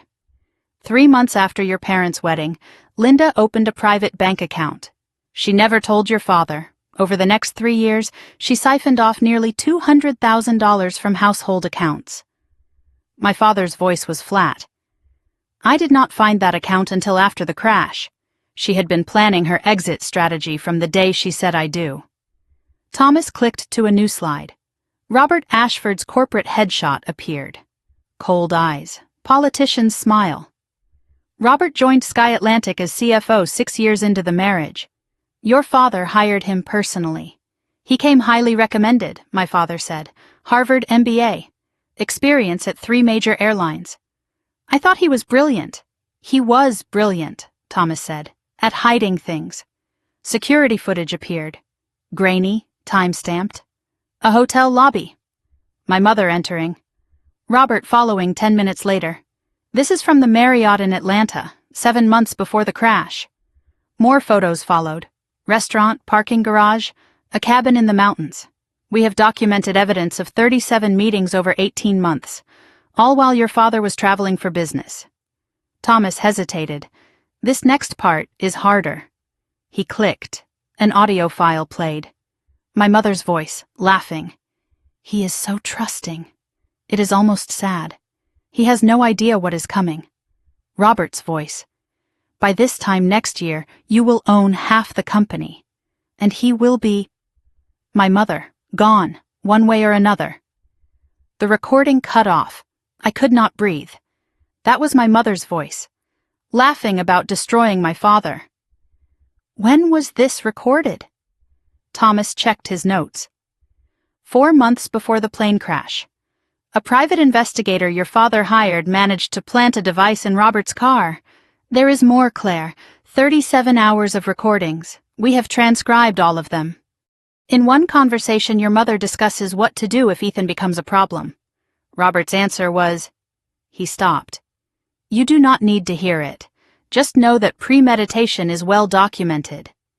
Thomas switched to technical documents, maintenance logs, engineering schematics. Robert had access to everything. As CFO, he could authorize maintenance schedules without oversight. What did he do? Falsified inspection reports, cleared an aircraft that had a compromised fuel line. The plane your father was supposed to fly that day was a ticking time bomb. My father took over. I was flying to Milwaukee for a board meeting. Private jet, just me and James, my pilot. His voice went hollow. 20 minutes into the flight, the fuel system failed. James tried to bring us down on the lake. He saved my life at the cost of his own. The fishermen, 2 brothers from Michigan, they saw the splash, pulled me out of the water. If they had been 5 minutes later, I would have drowned. Thomas continued. Within 48 hours, Robert had destroyed the maintenance records. The official cause was listed as mechanical failure of unknown origin. The investigation was closed within a month. How?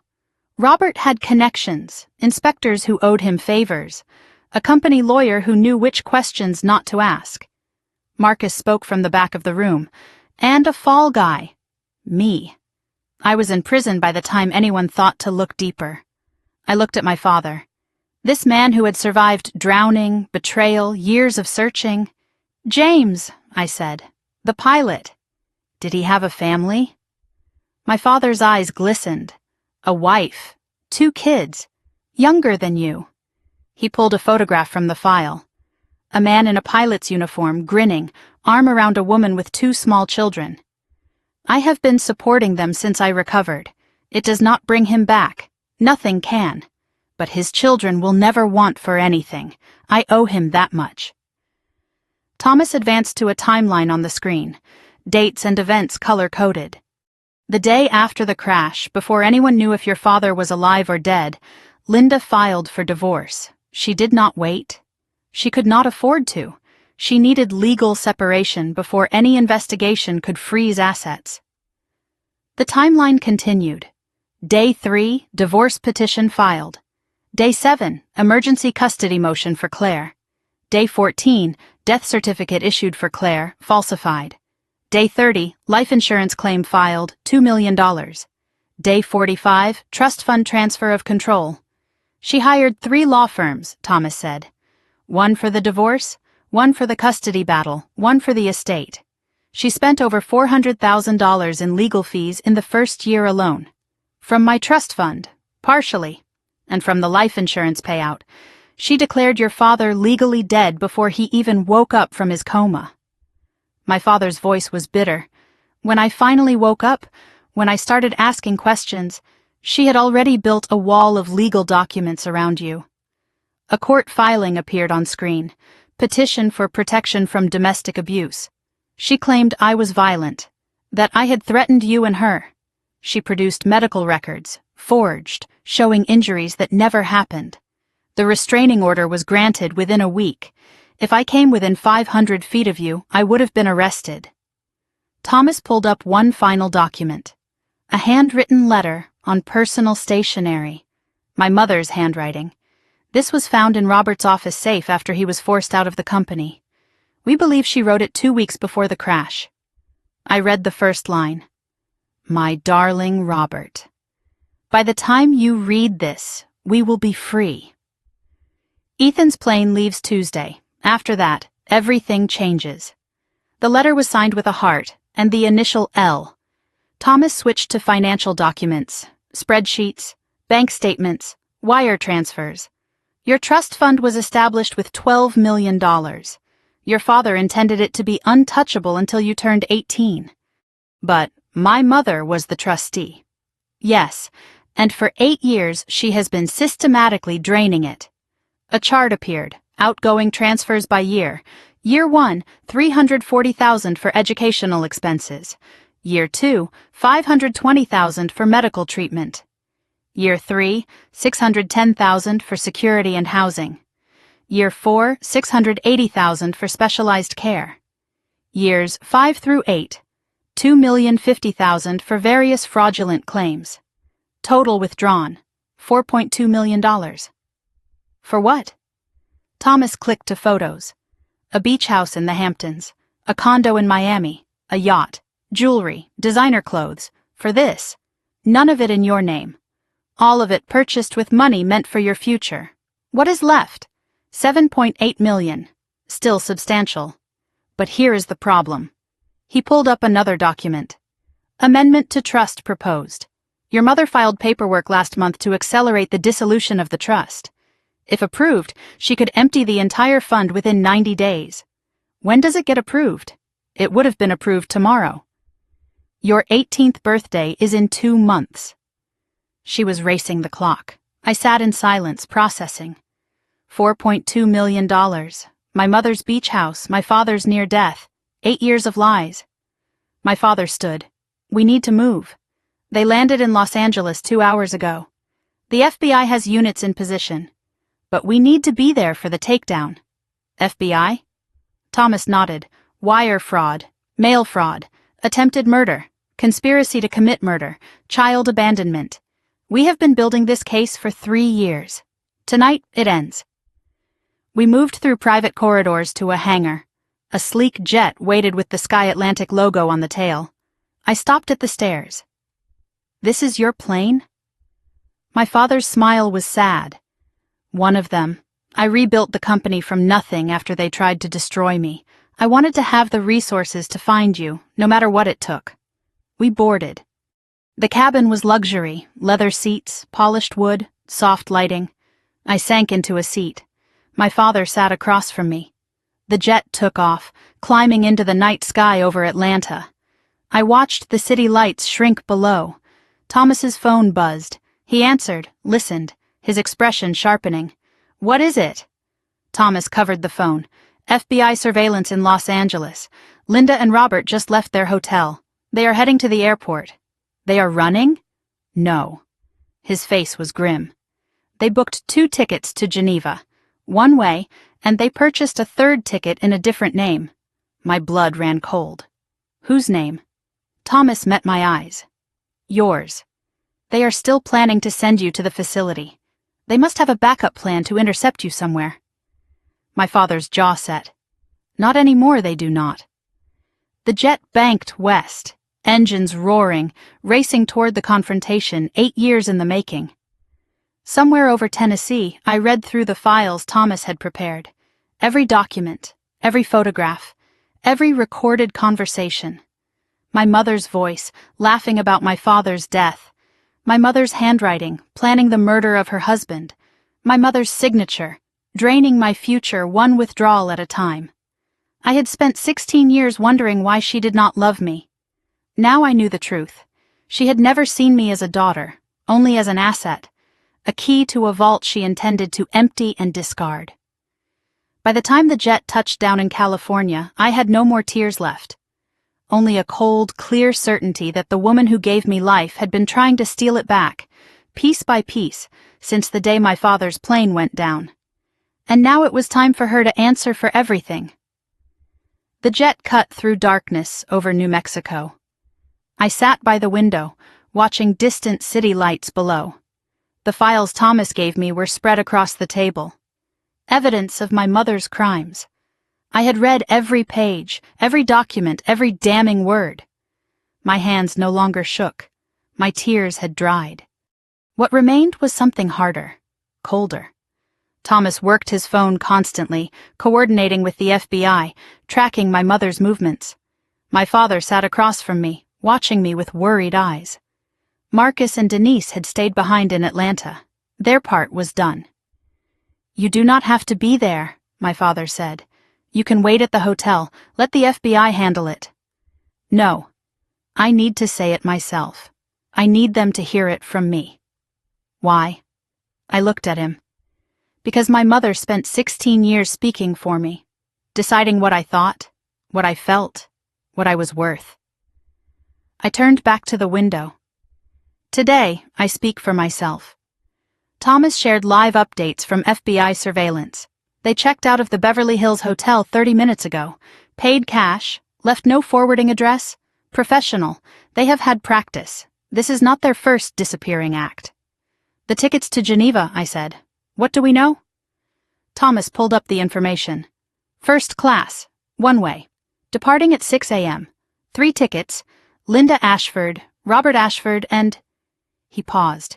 Claire Mitchell. They still think they can get to me. They have contacts at the Geneva facility. Someone was supposed to intercept you in Atlanta, forge travel documents, and put you on a separate flight. My stomach turned. Intercept me how? We do not know. The FBI is investigating. But the facility in Geneva is not just a boarding school. It is a network. Thomas's voice dropped. Claire, your mother is not the only one who has used this system. There are other children, other families. The Bureau has been building a case for years. So arresting my mother could blow the whole thing open. She has names, contacts, payment records. If she cooperates, dozens of children could be found. My father leaned forward. And if she does not cooperate? Thomas's expression was grim. Then we have enough to put her away for 30 years. Either way, she is finished. I processed the information. A network. other children. My mother was not just destroying one family.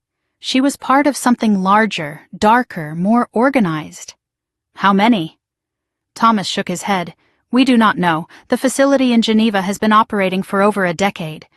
But some estimates suggest hundreds, Claire. Potentially hundreds of children who disappeared and were never found. The jet descended through clouds over the Pacific. City lights spread below like scattered diamonds. I had never been to Los Angeles. This was supposed to be a family vacation. The irony tasted bitter. We landed at a private terminal. No customs, no crowds. 3 black SUVs waited on the tarmac with engines running. A woman in a dark suit approached. 40s, sharp eyes, FBI badge visible. Mr. Mitchell, I am Special Agent Rivera. We have eyes on the targets. They are in the airport now, approaching the international terminal. We climbed into the lead SUV. Rivera drove. Thomas sat in front. My father and I sat in back. Current status, Rivera said. Subjects have passed through initial security.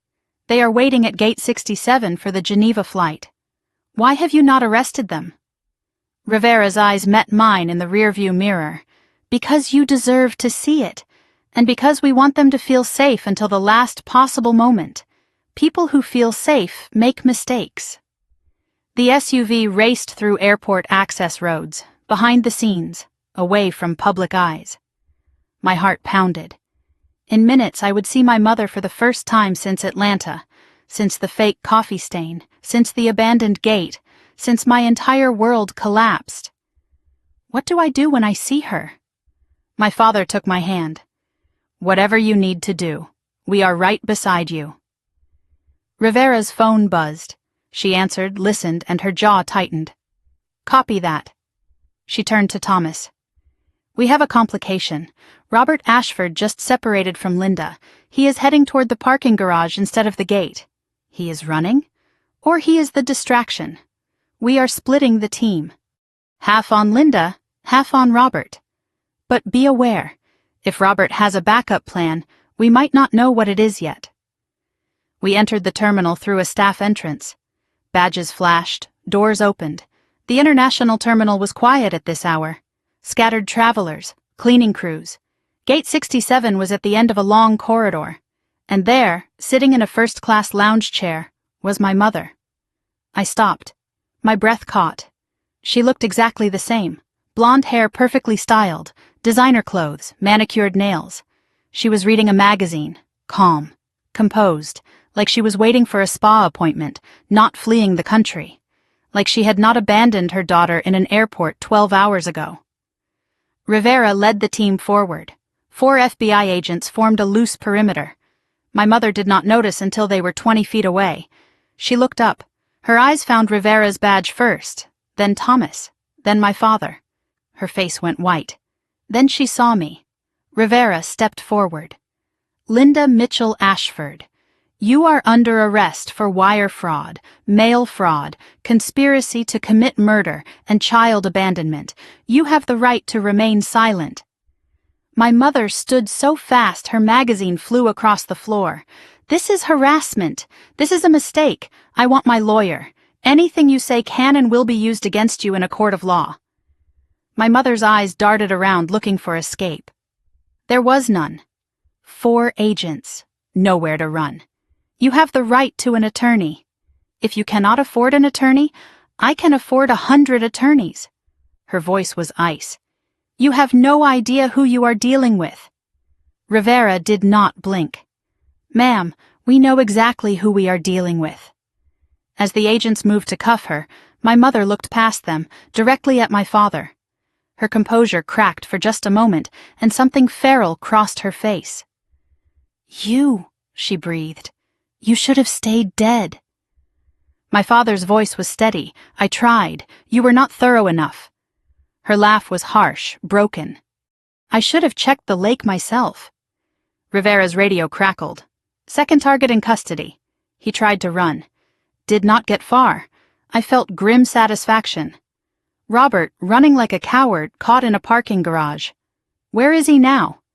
Being transported to the field office. He is already asking for a deal. My father stepped forward.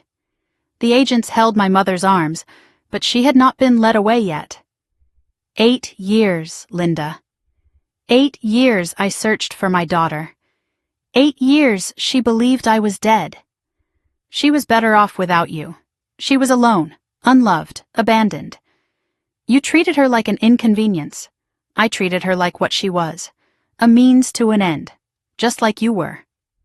My father's voice was quiet but lethal. You never loved either of us. Love? My mother laughed.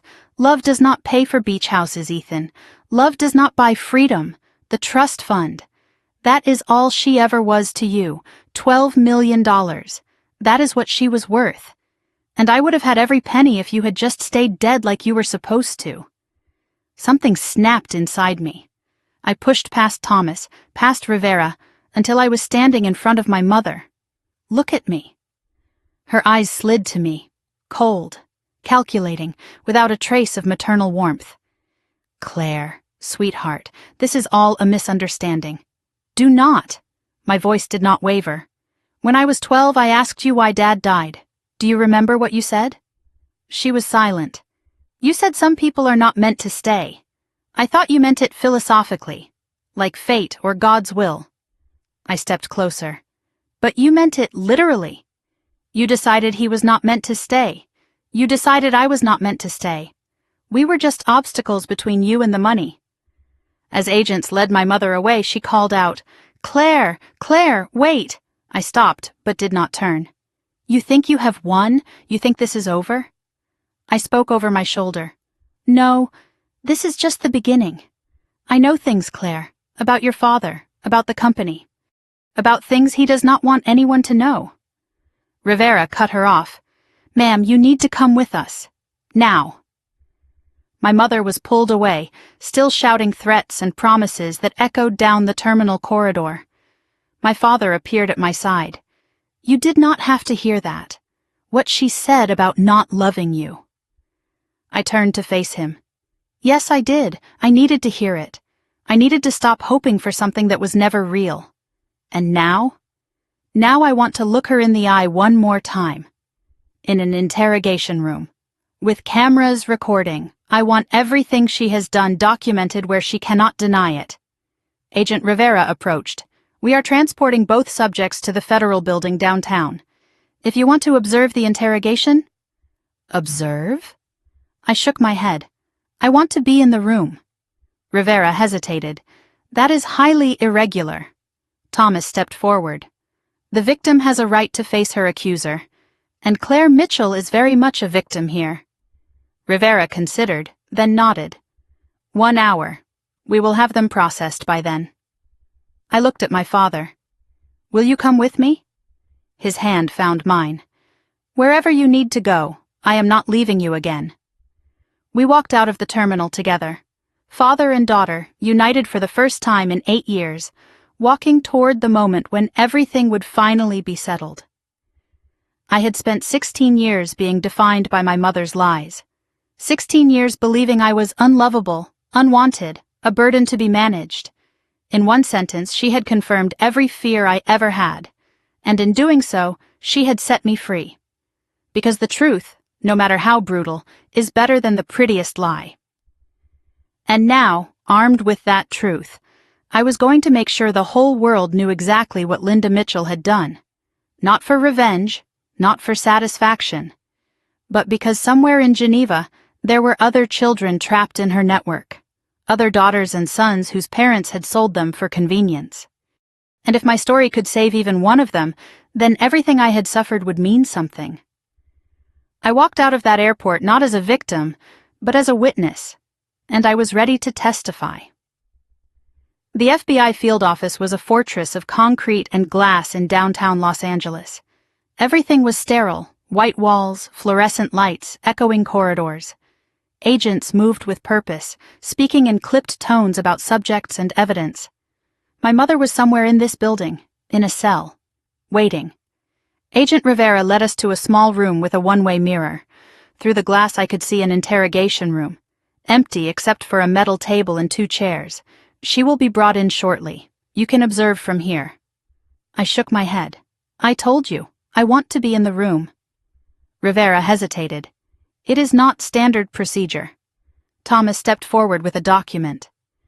I have filed a victim impact statement request. Claire has the legal right to face her accuser before formal charges are filed. Rivera read the document and sighed. 10 minutes. That is all I can give you. 10 minutes is enough. I stood before the one-way mirror, staring at the empty room. My reflection looked back at me. A girl I barely recognized, 16 years old, abandoned, betrayed, and somehow still standing. My father appeared beside me. You do not have to do this alone, I know. But the first part I need to say myself. Just me and her. And then? Then you can come in. Then we finish this together. A buzzer sounded. The interrogation room door opened. 2 agents escorted my mother inside, handcuffs removed but guards flanking her. She wore the same clothes from the airport, now wrinkled. Her hair was slightly disheveled. The first time I had ever seen her less than perfect. She sat in the metal chair, spine straight, chin lifted. Even now, even here, she projected control. Through the glass I studied her face, looking for cracks, looking for fear, looking for anything human. Her expression was stone, unreadable, waiting. As I watched, my mother did something strange. She smiled, not at the mirror. She could not know anyone was watching. She smiled at nothing, at the empty room, at some private thought that amused her. It was the smile I remembered from childhood. The one that meant she had a secret. The smile that meant she believed she had already won. I pushed through the observation room door before I could change my mind. The corridor was 15 feet long, the longest walk of my life. An agent opened the interrogation room door. I stepped inside. The room was smaller than it looked through the glass. The air was cold, sterile, recycled. My mother looked up as I entered. For one fraction of a second, something flickered across her face. Surprise. Then the mask returned. I sat across from her. The metal table between us felt both too wide and not wide enough. Neither of us spoke. The silence was a weapon. I would not be the first to break. Finally, my mother sighed. Theatrical, performative. Claire, sweetheart, thank God you are safe. Safe? You left me in an airport with nothing. That was Robert's idea. I never wanted... Do not. My voice was ice. She stopped mid-sentence. Do not lie. Not anymore. Not to me. She leaned back, studying me with new eyes. You have changed. You are harder than you were. Her lips curved. You are more like me now. Something twisted in my stomach.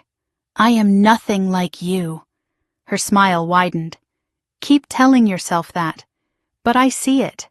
That coldness in your eyes. That calculation. You got it from me, sweetheart. The only gift I ever gave you. I pulled a folder from under my arm. Thomas had given it to me before I entered. Inside was the most damning evidence we had. I spread the documents across the table one by one. Do you recognize these? Bank statements, hotel photographs, transcripts of recorded conversations, the forged death certificate with my name, the handwritten letter to Robert. With each document, her composure chipped away. Her eyes darted from paper to paper. Where did you get these? Does it matter? They are real. They are documented. They are going to put you in prison for the rest of your life. Her laugh was brittle. You do not understand how the system works, Claire. I have lawyers. I have connections. I have... Nothing. You have nothing. Robert is in the next room telling the FBI everything. The offshore accounts, the Geneva contacts, the other families. Her face went pale. He would not... He already has. He is trading everything he knows for a reduced sentence, including your little plan to make me disappear. Her composure shattered. That is not... I did not mean... He also told them about the man you hired, the one who was supposed to intercept me in Atlanta, the one who was supposed to put me on a plane to Geneva. Her mouth opened, closed, opened again. No words came out.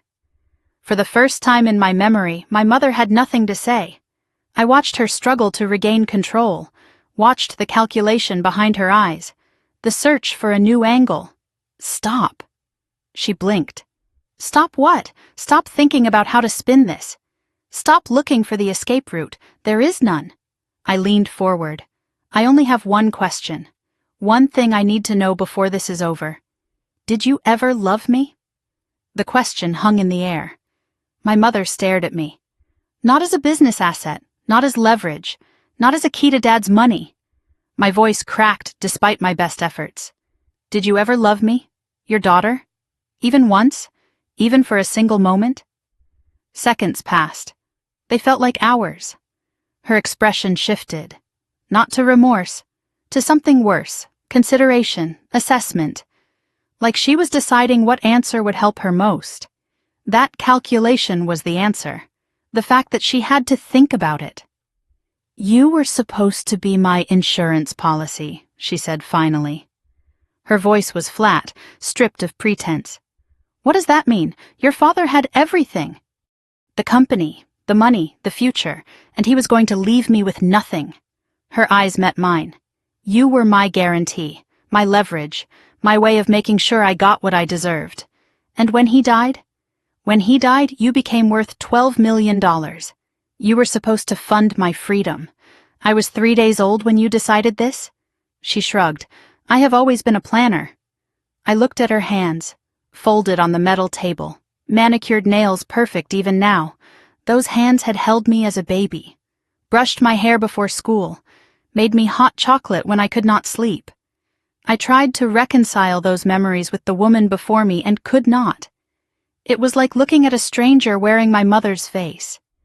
You never loved me. It was not a question anymore. She tilted her head. I loved what you could give me. Is that not the same thing? I stood. I had heard enough. I turned toward the door. Her voice stopped me. Do you not want to know why? The real reason? I turned back. I just heard the reason. Money. No. Her smile was thin, cruel. Money was the method, not the motive.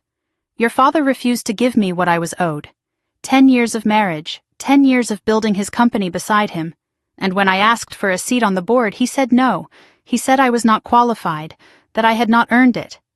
Her voice hardened. He took everything from me, Claire, my ambition, my potential, my future. He looked at me and saw a wife, not a partner. She stood, palms flat on the table. So, yes. I found Robert. I made a plan, and I took everything from him, including his daughter, especially his daughter, because taking you hurt him more than taking the money ever could. The truth settled into my bones. This was never about the trust fund, never about the money. It was about making my father suffer. And I was the weapon. You used me to destroy him. For 10 years. Poetic, is it not? His greatest treasure, turned into his greatest pain. My voice was barely audible. And me? What about my pain? Her expression did not change. Collateral damage. Agents entered the room. Time was up. They moved to escort her out. At the door she turned back. You will regret this. I met her eyes. The only thing I regret is believing you. Ever. The door closed behind her. She was gone. My father pulled me into an embrace. I stood rigid for a moment, then collapsed against him. The tears came.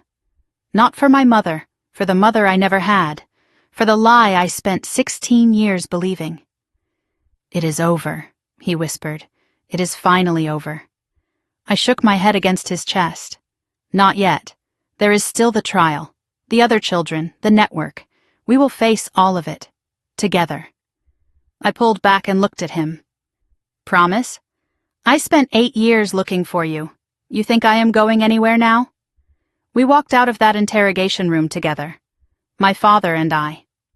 Behind us, Linda Mitchell Ashford was being processed, photographed, locked in a cell to await trial. In the coming months, she would face charges that carried sentences measured in decades. She would watch her empire crumble, her secrets exposed, her network dismantled one contact at a time. And through it all, I would be there. Not as her daughter. That bond was broken beyond repair.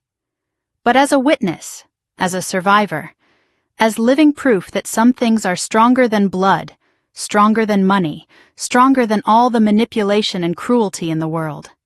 Things like truth, like justice, like a father who never stopped searching, and a daughter who finally found the courage to stop running from the truth.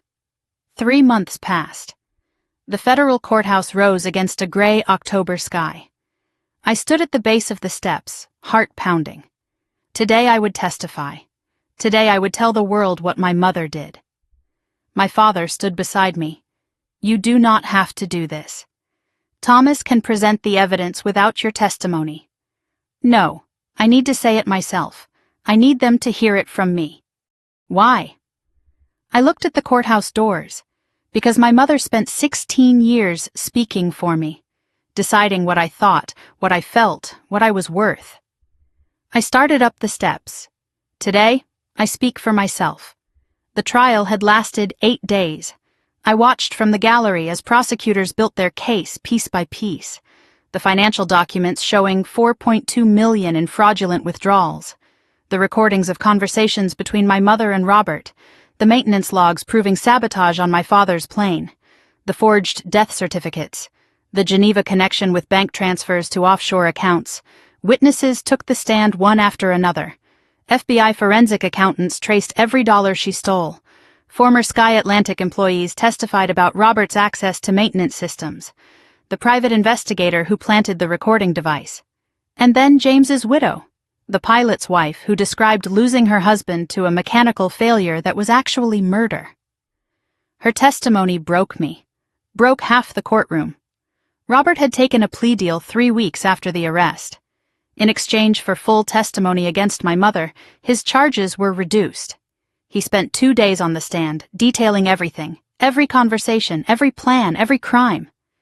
When my mother's lawyer tried to discredit him, Robert produced handwritten notes she had given him, instructions for draining the trust fund, contacts in Geneva, contingency plans if my father was ever found alive. My mother's face went white when those notes were entered into evidence. The most damaging testimony came from an unexpected source. A maid who had worked in our Connecticut home for 3 years took the stand. She described finding me crying in my room one night, asking where my father was. My mother's response, overheard through the door: "Your father is dead, and the sooner you forget he existed, the better for everyone." The maid had quit the next day.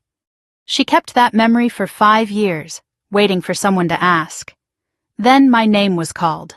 I stood, smoothed my dress. Simple navy blue, chosen by my therapist. Something that makes you feel like yourself, not a victim, not a spectator, yourself. The walk to the witness stand was 30 feet. It felt like 30 miles. Do you swear to tell the truth, the whole truth, and nothing but the truth? I do. I sat. The courtroom was silent. 200 people watching, cameras recording. My mother 10 feet away. I did not look at her. Not yet. The prosecutor guided me through my story.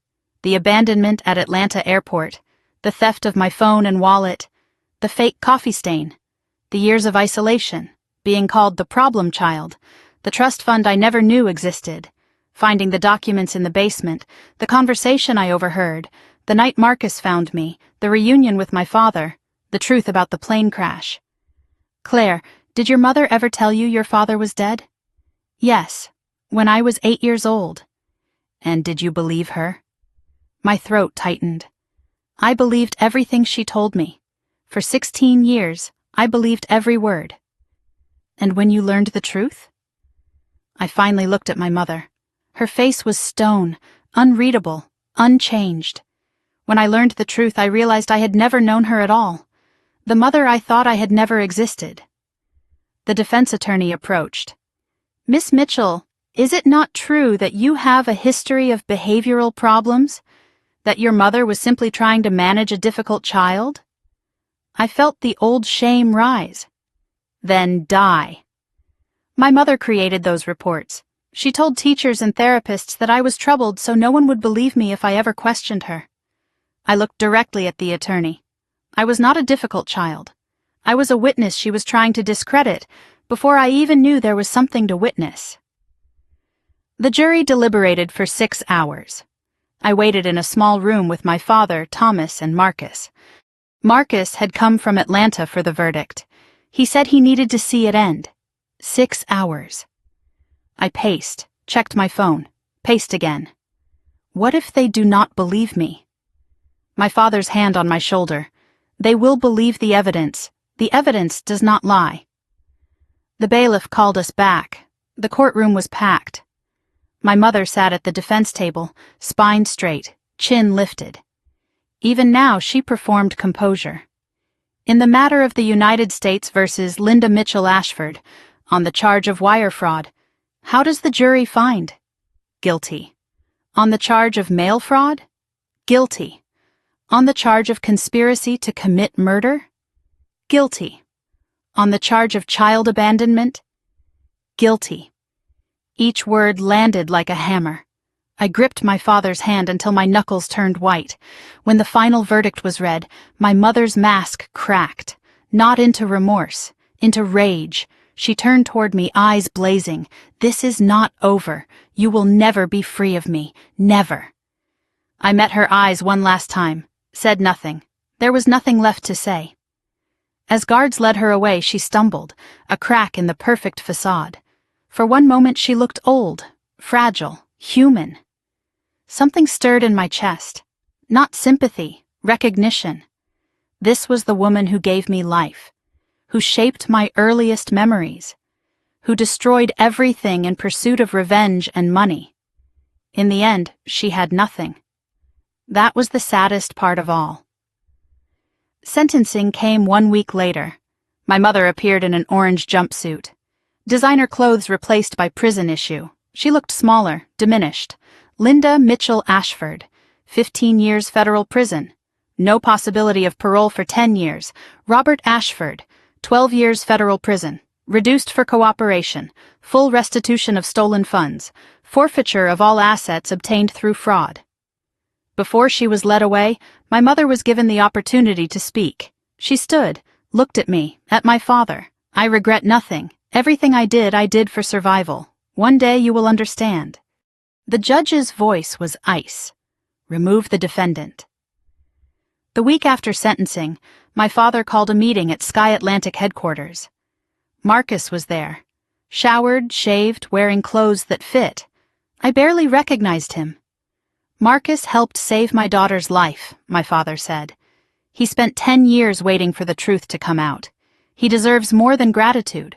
Full reinstatement at Sky Atlantic. Senior advisor for safety compliance. A formal apology clearing his name. Compensation for the years he lost. Back pay, pension restoration, a settlement that would let him live comfortably forever. Marcus stared at the offer letter. I do not know what to say. My father shook his hand. Say yes. And help me make sure no one else ever gets framed the way you did. After the meeting, Marcus found me in the hallway. Thank you for believing me. That first night, I shook my head. You saved me. All I did was listen. Sometimes listening is the bravest thing anyone can do. He handed me the photograph. Me at 6, gap-toothed smile, sitting on a swing. I have carried this for 10 years. I think it is time you had it back. I looked at the photograph. Myself as a child, innocent, unaware of the darkness gathering. I do not remember this day. Your father said it was the happiest day of his life. He had just closed a deal that would make Sky Atlantic profitable. He came home early to celebrate with you, just the two of you, in the backyard for 3 hours. My eyes burned. I wish I could remember. You will. Not the day itself, but the feeling. You will find it again. 1 month after sentencing, I sat at the desk in my new room. My father's house in Colorado, mountains visible through the window. I had a letter to write. Linda, I cannot call you Mom anymore. I am not sure I ever really could. I am writing because I need you to know that I forgive you. Not for your sake, for mine. Carrying hatred is exhausting.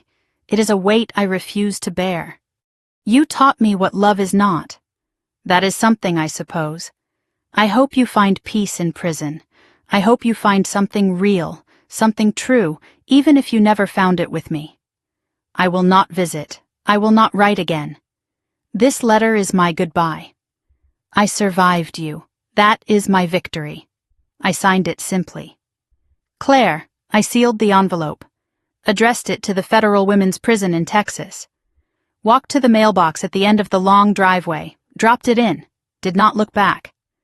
The sun was setting over the mountains, orange and pink and gold. I stood at the mailbox, breathing the clean Colorado air. Behind me, the front door opened, my father's voice. Claire, dinner is ready.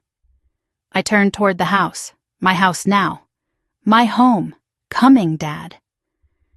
The word felt strange on my tongue. Dad. I had not said it in 8 years, but standing in the fading light, with the letter sent and the past finally behind me, it felt right. It felt like the beginning of something new. I woke to sunlight streaming through curtains. The view from my window showed snow-capped peaks, pine forests, endless sky. For a moment I forgot where I was. Then I remembered. Colorado, home, safe. I had lived here for 6 months. Some mornings I still could not believe it was real. Today was Saturday. Today was special. Today, Claire Elizabeth Mitchell turned 17. 1 year ago, I was invisible in a Connecticut mansion, counting days until I could escape. Now I had a father who made pancakes shaped like airplanes. Now I had a room with a mountain view and a door that locked from the inside. Now I had a life I chose, not one that was assigned to me. I sat on my window seat with my journal in my lap. My therapist suggested writing every morning. 3 things I was grateful for. Today's list. The mountains, Dad's terrible pancakes, being 17 and alive. I closed the journal and headed downstairs. The kitchen smelled like coffee and burnt batter. My father stood at the stove, spatula in hand, flour on his cheek. Happy birthday, Claire Bear. The nickname caught me off guard. I had not heard it since I was 5. Something warm bloomed in my chest. You remember that name? I remember everything. Every bedtime story, every scraped knee, every terrible joke you used to tell. He slid a plate in front of me, a pancake shaped vaguely like the number 17. My artistic skills have not improved. I laughed, a real laugh, the kind that used to feel impossible. After breakfast, he slid a small box across the table. Inside was a delicate silver necklace with a pendant. A compass. The needle pointed north. So you always know which way is home. My eyes stung. Dad, I missed 8 birthdays. I cannot get them back, but I can make sure you never feel lost again. I put on the necklace. The compass rested against my heart. The doorbell rang. My father grinned. That will be your other surprise. I opened the door to find Marcus and Denise standing on the porch. Marcus held a cake. Lopsided, clearly homemade. We heard there was a birthday happening. I looked at the 3 of them. My father. The homeless man who saved me. The airline manager who made the call that changed everything. 6 months ago, I had no one. Now I had a family. Not by blood, but by choice. And somehow, that meant even more. We ate cake in the living room. Chocolate, slightly burnt on the edges. Marcus looked different now. Clean-shaven, healthy, wearing a Sky Atlantic jacket. How was the new job? Exhausting. Wonderful. I forgot what it felt like to have purpose. Denise laughed. He is driving the maintenance teams crazy. In the best way. Someone has to make sure things are done right. They shared memories. Marcus talked about the night he found me. You looked like a ghost, sitting in that corner. I almost walked past. Why did you not? Because I saw your eyes. Your father's eyes. And I knew. My father reached over and squeezed my hand. He called me 10 minutes after he found you. First time we had spoken in 3 years. Marcus shrugged. Some things are more important than old grudges. Denise pulled out her phone and showed me a photograph. A young woman, maybe early 20s, standing in front of a university building. Her name is Mia. She was one of the children recovered from the Geneva network. My breath caught. She is okay. She is starting college in the fall. Her parents asked me to thank you. Why me? Because your testimony helped dismantle the network, because you were brave enough to speak. Denise scrolled through more photos. 17 faces, 17 children, some young, some teenagers. All of them found because my case broke the conspiracy open. These are the ones we know about. There are probably more. Families who never reported their children missing. Kids who aged out of the system. She looked at me. You did not just save yourself. You gave them a chance too. After cake, my father led everyone outside. The backyard sloped down toward a creek, surrounded by aspen trees. In the center stood a freshly planted Japanese maple. Small but sturdy. I planted it the week you moved in. A symbol. Of what? New growth, second chances, things that survive the winter. I knelt beside the tree and touched the slender trunk. The leaves were red and gold against the Colorado green. In Japan, they call it momiji. It means baby's hand. I thought of myself at 3 days old, already a pawn in my mother's game. Then I thought of myself now, 17, free, choosing my own path. Will it grow big? My father knelt beside me. If we take care of it, water it, protect it from the cold. Like us? Exactly like us. I looked at Marcus, at Denise, at my father. I have an idea. Every year on my birthday we add something, a stone, a flower, a memory. My father smiled. A tradition. Our tradition. For our family. I thought about the word family. For 16 years, it had meant obligation, manipulation, performance. Now it meant this. 4 people who chose each other, who showed up not because they had to, but because they wanted to. I had spent my whole life trying to earn my mother's love. I never realized that real love does not have to be earned. It is given freely, or it is not love at all. That evening, I sat on the porch swing wrapped in a blanket. My father brought hot chocolate with too much whipped cream. Just like I used to love. How does it feel, being 17, different, like I am finally catching up to myself? What do you mean? For years, I felt like I was watching my life from outside, like nothing was real. I sipped the chocolate. Now I am in it. Actually living. It is terrifying and wonderful. Any regrets? About testifying? No. About the letter? No. About Linda? I paused. The hardest question. I regret that I spent so long hoping she would change. I regret the years I wasted trying to earn something that was never available. And now? Now I understand that some people cannot love. Not because of anything you did. Because of something broken in them. I looked at my father. I spent 16 years asking why she did not love me. Now I know it was never about me at all. We sat in comfortable silence, watching the stars emerge. I thought about everything that led to this moment. The abandoned airport. The sandwich Marcus gave me. The chairman walking through the door. Every terrible thing that happened brought me here. I would not wish my story on anyone, but I would not trade this ending either.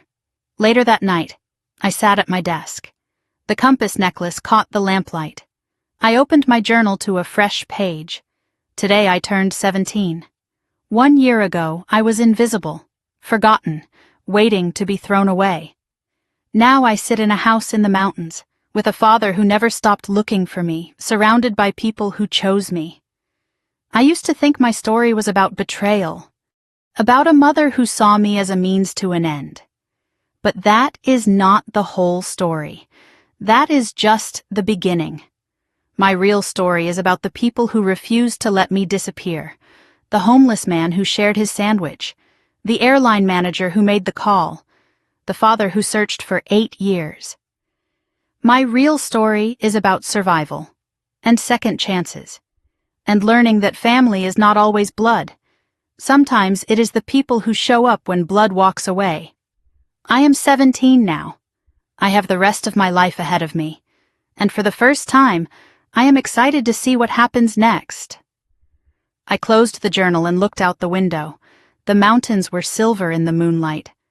I thought about the girl I was 1 year ago.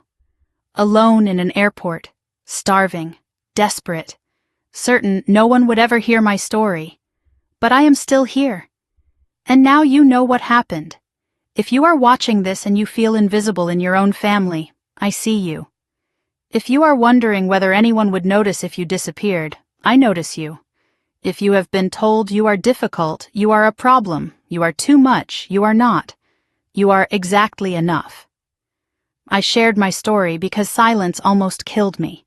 Because secrets protect the people who hurt us, not the people they hurt. So here is what I am asking. If this story meant something to you, leave a comment. Tell me where you are watching from. Tell me if you have ever felt invisible.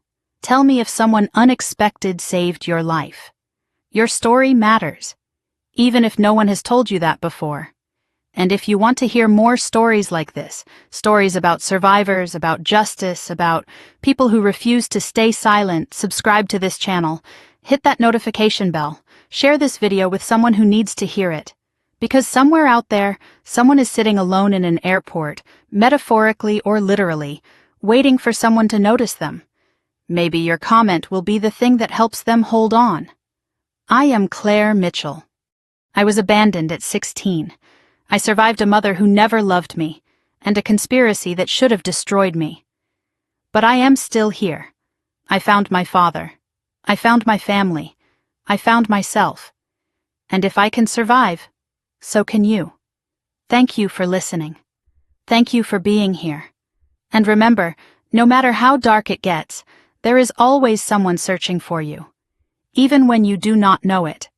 Until next time, stay strong, stay seen, and never stop fighting for the life you deserve. This story is fictionalized for dramatic effect,